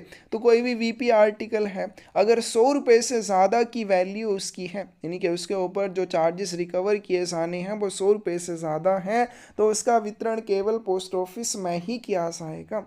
If amount to be recovered on VP is above 20 rupees and article is taken at post office counter, then amount may be paid by। कोई VP आर्टिकल है उसके ऊपर रिकवर की जाने वाली राशि 20 रुपये से ज़्यादा है और उसका वितरण आप डाकघर काउंटर पर ले रहे हैं, तो ऐसी स्थिति में आप उसके लिए भुगतान कैश या चेक के माध्यम से कर सकते हैं। लेकिन डाकिया जब भी वितरण करेगा VP आर्टिकल के लिए वो चेक नहीं लेगा, चेक तभी लिया जाएगा जब काउंटर के ऊपर उसका वितरण होगा। If the amount of a VP article exceeds 25 rupees and its delivery is to be made through village postman or extra departmental delivery agent, then the article will be delivered। कोई भी VP article है और उसकी कीमत 25 रुपये से ज़्यादा है, यानी कि उसके ऊपर जो चार्जेस रिकवर किए जाने हैं वो 25 रुपये से ज़्यादा हैं, तो ऐसे आर्टिकल का वितरण कैसे किया जाएगा, डाकघर में ही किया जाएगा। अगर पोस्टमैन के माध्यम से किया जाना है तो कितनी वैल्यू वैल्यू है 100 रुपये। एक्स्ट्रा डिपार्टमेंटल यानी कि GDS की बात यहाँ पे की है, या विलेज पोस्टमैन की बात करें तो ये जो वैल्यू है वो 25 रुपये तक की है, कि 25 रुपये से कम का VP आर्टिकल है तो उसकी नॉर्मल डिलीवरी, इससे ज़्यादा है तो पोस्ट ऑफिस में उसका वितरण किया जाएगा। How many times would a postman normally attempt delivery of value payable article at the doorstep of addressee if the addressee is not at home? यदि प्राप्तकर्ता घर पर नहीं है तो डाकिया सामान्यतः कितनी बार प्राप्तकर्ता के दरवाजे पर वैल्यू पेबल आर्टिकल के वितरण का प्रयास करेगा? 2 बार के लिए प्रयास करता है, पहली बार जाएगा मुड़ के आएगा, दूसरी बार फिर से जाएगा, तो अडल्ट किसी मेंबर को एक इंटीमेशन दे के आएगा, उस VP आर्टिकल के आगमन की सूचना देकर आएगा। आगे चलते हैं clause number 44, delivery of article on which custom duty is due. ऐसी डाक वस्तुएं जिनके ऊपर सीमा शुल्क देय है, जिनके ऊपर कस्टम ड्यूटी रिकवर की जानी है। Custom duty on any article can be paid by, किसी भी डाक वस्तु के ऊपर सीमा शुल्क का भुगतान कैसे किया जाएगा? तो कैश या चेक के माध्यम से किया जा सकता है, सी ऑप्शन करेक्ट आएगी। If custom duty to be recovered in excess of rupees, then article will ordinarily be delivered at post office window। यदि किसी डाक वस्तु के ऊपर कितने रुपए से ज़्यादा सीमा शुल्क वसूल किया जाना है तो उस डाक वस्तु को डाक घर की खिड़की पर ही वितरित किया जाएगा। करेक्ट आंसर आपके पास ये आ जाएगा 50 रुपये। तो अगर किसी आर्टिकल के ऊपर 50 रुपये से ज़्यादा की कस्टम ड्यूटी रिकवर की जानी है तो उसकी नॉर्मल डिलीवरी नहीं होगी, उसकी पोस्ट ऑफिस विंडो डिलीवरी की जाएगी। Arrangement for delivery of over value articles at non delivery town post offices. Over value articles का मतलब कोई VP आर्टिकल है जिसके ऊपर 100 रुपये से ज़्यादा चार्जेस रिकवर किए जाने हैं, कोई इंश्योर्ड आर्टिकल है उसकी इंश्योरेंस अगर 500 रुपये से ज़्यादा की है, कोई कस्टम ड्यूटी वाला आर्टिकल है और उसके ऊपर रिकवर की जाने वाली कस्टम ड्यूटी 50 रुपये से ज़्यादा है, तो इस तरह के ओवर वैल्यू आर्टिकल्स की non delivery town post offices में डिलीवरी करना। Who among the following can authorize non-delivery town post office for delivery of over value articles? निम्नलिखित में से कौन अधिक मूल्य वाली वस्तुओं की डिलीवरी के लिए non delivery town post office को अधिकृत कर सकता है? भले ही वो डिलीवरी का काम नहीं करते हैं फिर भी वो, क्योंकि ये ओवर वैल्यू आर्टिकल्स का वितरण पोस्ट ऑफिस में ही किया जाना है, तो नॉन डिलीवरी भी है तो काउंटर के ऊपर वो ओवर वैल्यू आर्टिकल्स का वितरण कर सकते हैं, तो सुपरिटेंडेंट को ये अधिकृत करने का अधिकार है। आगे चलते हैं clause number 47, payment of money order. Money order का भुगतान। क्लोज नंबर 47 किस चीज़ से जुड़ा हुआ है? मनी ऑर्डर के भुगतान से जुड़ा हुआ है। A money order received for payment to minor of 5 years old is paid to. अगर किसी भी 5 वर्ष के अवयस्क को मनी ऑर्डर का भुगतान करना है तो यह भुगतान किसको किया जाएगा? उसके माता पिता या अभिभावक को किया जाएगा। If payee refuses to take money order payment, money order should be, यदि भुगतान करता मनी ऑर्डर का भुगतान लेने से इनकार करता है तो क्या किया जाएगा?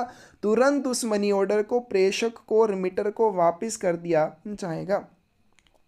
Fee for redirection of an inland money order is, एक अंतर्देशीय मनी ऑर्डर के पुनर्निर्देशन के लिए क्या शुल्क लिया जाता है? तो ये फ्री ऑफ कॉस्ट होता है। मनी ऑर्डर की रीडायरेक्शन के लिए कोई चार्जेस नहीं लगते हैं।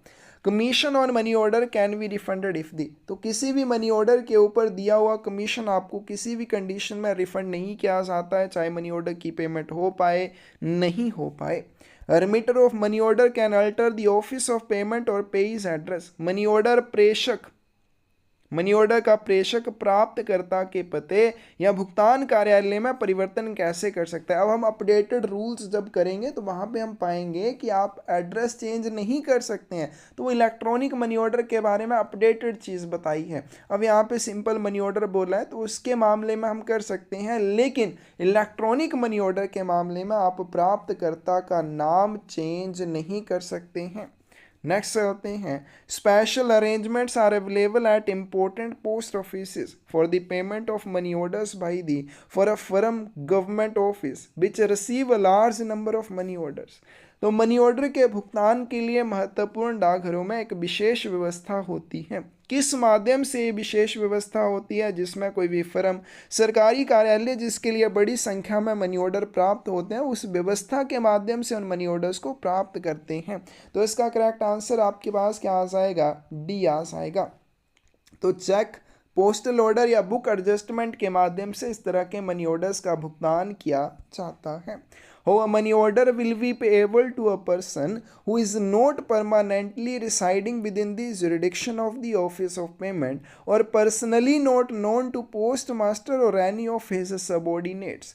किसी ऐसे व्यक्ति को मनी ऑर्डर कैसे दिया जाएगा जो भुगतान कार्यालय के क्षेत्राधिकार में स्थायी रूप से नहीं रहता है या जिसे पोस्ट मास्टर या उसके अधीनस्थ व्यक्ति को व्यक्तिगत रूप से नहीं जानते हैं। मतलब कि जो पोस्ट मास्टर के अंडर काम करते हैं वो भी उस व्यक्ति को नहीं जानते हैं और पोस्ट मास्टर भी नहीं जानता है। तो इस तरह के मनी ऑर्डर का भुगतान कैसे किया जाएगा? Such money order will be paid only on satisfactory proof of the identity of the claimant with the person named in the money order. तो ऐसे व्यक्ति को मनी ऑर्डर का भुगतान केवल दावेदार की मनी ऑर्डर में नामित व्यक्ति के साथ पहचान के संतोषजनक प्रमाण पर ही किया जाएगा। यानी कि उसको एक सेटिस्फैक्टरी प्रूफ देना होगा कि ये जिसके लिए मनी ऑर्डर भेजा गया है मैं वही व्यक्ति हूँ। बी ऑप्शन आपके पास करेक्ट आ जाएगी।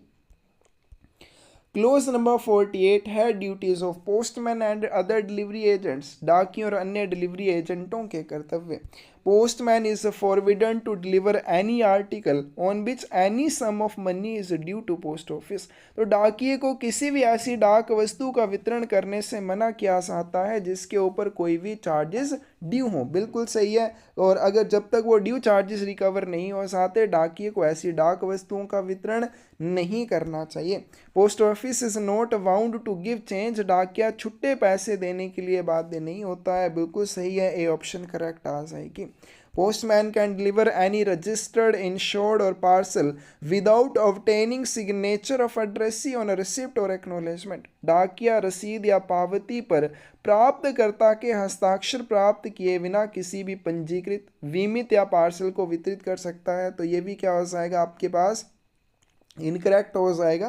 तो जब भी इस तरह के आर्टिकल वितरित किए जाने हैं तो रिसिप्ट के ऊपर हस्ताक्षर जरूर लेने हैं। Postman is not forbidden to deviate from his prescribed beat.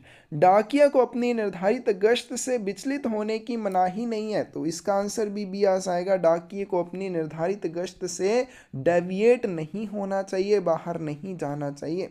Close number 49 है delivery of articles at post office without delivery agent. बिना डिलीवरी एजेंट वाले डाकघरों में डाक वस्तुओं का वितरण। In small post office in rural areas where no separate postman और delivery agent attached to post office who may arrangements to deliver unregistered articles on his responsibility. ग्रामीण क्षेत्रों में छोटे डाकघर जहाँ पे कोई भी अलग से पोस्टमैन या डिलीवरी एजेंट डाकघर से जुड़ा हुआ नहीं होता है, वहाँ कौन अपनी जिम्मेदारी पर अपंजीकृत लेख वितरित करने की व्यवस्था करता है? पोस्ट मास्टर करता है। ए ऑप्शन करेक्ट आ जाएगी। और सेकंड क्वेश्चन में क्या पूछा गया है कि ऐसे आपके छोटे डाकघर जहाँ पे कोई अलग से पोस्टमैन या डिलीवरी एजेंट नहीं है, वहाँ पर इंश्योर्ड आर्टिकल या मनी ऑर्डर इत्यादि को वितरित करने की व्यवस्था कौन करता है? तो कोई भी नहीं करता है। इस तरह के आर्टिकल्स का वितरण केवल डाकघर में किया जाएगा। क्लोज नंबर 50 है रिफ्यूजल ऑफ आर्टिकल्स। लेखों को लेने से इनकार करना। Addressee note bound to pay amount due on article. प्राप्तकर्ता लेखों पर दे राशि का भुगतान करने के लिए बाध्य नहीं होता है अगर वो डाक वस्तुओं का वितरण नहीं लेना चाहता है। बी ऑप्शन करेक्ट आ जाएगी। If addressee don't want to take delivery then but is written on the article. अगर कोई व्यक्ति किसी डाक वस्तु का वितरण नहीं लेना चाहता है तो उस डाक वस्तु के ऊपर क्या रिमार्क दिया जाएगा? रिफ्यूज्ड रिमार्क दिया जाएगा। ठीक है, तो ये क्लोज नंबर 53 है, इसको आपने करेक्ट कर लेना है। Articles maliciously sent unpaid. Next चलते हैं, remedy of post office for recovery of charges due, देय शुल्क की वसूली के लिए डाक घर का उपाय। If any person after taking the delivery refuses to pay amount due, यदि वितरण लेने के बाद प्राप्तकर्ता देय डाक शुल्क का भुगतान करने से मना कर देता है। अब क्या हुआ, आप एक आर्टिकल लेके गए, उस आर्टिकल के ऊपर चार्जेस रिकवर किए जाने थे, प्राप्तकर्ता ने उसका वितरण तो ले लिया लेकिन वो चार्जेस लेने देने से मना कर देता है। अब आपसे कमज़ोर होगा तो हो सकता है आप उसको डरा लें, लेकिन आपसे अगर तगड़ा हुआ तो आप डरा नहीं पाएंगे। तो ऐसी स्थिति में वो चार्जेस कैसे रिकवर किए जाएंगे, तो fine under post office act, उसके ऊपर डाकघर अधिनियम के तहत जुर्माना लगाया जा सकता है। और लास्ट क्वेश्चन है आज की वीडियो का, whom if satisfied that any article maliciously sent for purpose of annoying addressee can remit the amount of postage charged on it। अब मान लीजिए क्या हुआ, मैंने एक आर्टिकल भेजा और मैंने उसको कैसे भेज दिया, अनपेड भेज दिया, और मैंने किसी को परेशान करने के उद्देश्य से अगर वो आर्टिकल भेजा है तो उसके ऊपर जो ड्यू चार्जेस हैं वो किसके द्वारा माफ़ किए जा सकते हैं, हेड ऑफ सर्कल उनको रिमिट कर सकता है। ये ऑप्शन करेक्ट आ जाएगी। ये थे आज की वीडियो के इंपॉर्टेंट क्वेश्चन, क्लोज नंबर 26 से लेके क्लोज नंबर 53 तक हम कवर कर चुके हैं। नेक्स्ट वीडियो में हम करेंगे पोस्ट बॉक्स और पोस्ट बैग के बारे में। भले ही वीडियो थोड़ी लंबी है लेकिन ये इंपॉर्टेंट क्वेश्चन है, बहुत अच्छे से आपको करने हैं। एग्ज़ाम में जो आने वाले 50 क्वेश्चन होंगे वो इन्हीं में से कवर हो जाएंगे। और अगर आपने किसी भी एग्ज़ाम की तैयारी करनी है, एमटीएस पोस्टमैन या पीएसए की, आपको क्लासेस में जुड़ना है, आपको बड़े अच्छे से तैयारी करनी है, आपको एग्ज़ाम क्लियर करने के हिसाब से तैयारी करनी है, तो क्लासेस में आपने जुड़ना है या आपको बुक्स चाहिए तो आप हमें 8627096166 के ऊपर मैसेज कर सकते हैं। और ये जो क्वेश्चन हम कर रहे हैं इनकी बुक चाहिए तो ये क्वेश्चन भी आपको मिल जाएगी, क्वेश्चन बुक इसका नाम है, तो इसके लिए भी आप हमें मैसेज कर सकते हैं। और लास्ट में पर्यावरण को बचाने के लिए हमने एक शुरुआत की है छोटी सी, ज़्यादा से ज़्यादा पौधे लगाने की, जिसमें रेगुलरली बेसिस के ऊपर हम ज़्यादा से ज़्यादा पौधे लगाने का प्रयास कर रहे हैं। तो अगर आप भी उस जर्नी में हमारे साथ जुड़ना चाहते हैं, डिस्क्रिप्शन में एक चैनल का लिंक मिल जाएगा, उस चैनल को सब्सक्राइब करके आप हमारे साथ जुड़ सकते हैं, ज़्यादा से ज़्यादा हमें मोटिवेट कर सकते हैं ज़्यादा से ज़्यादा पौधे लगाने के लिए। धन्यवाद।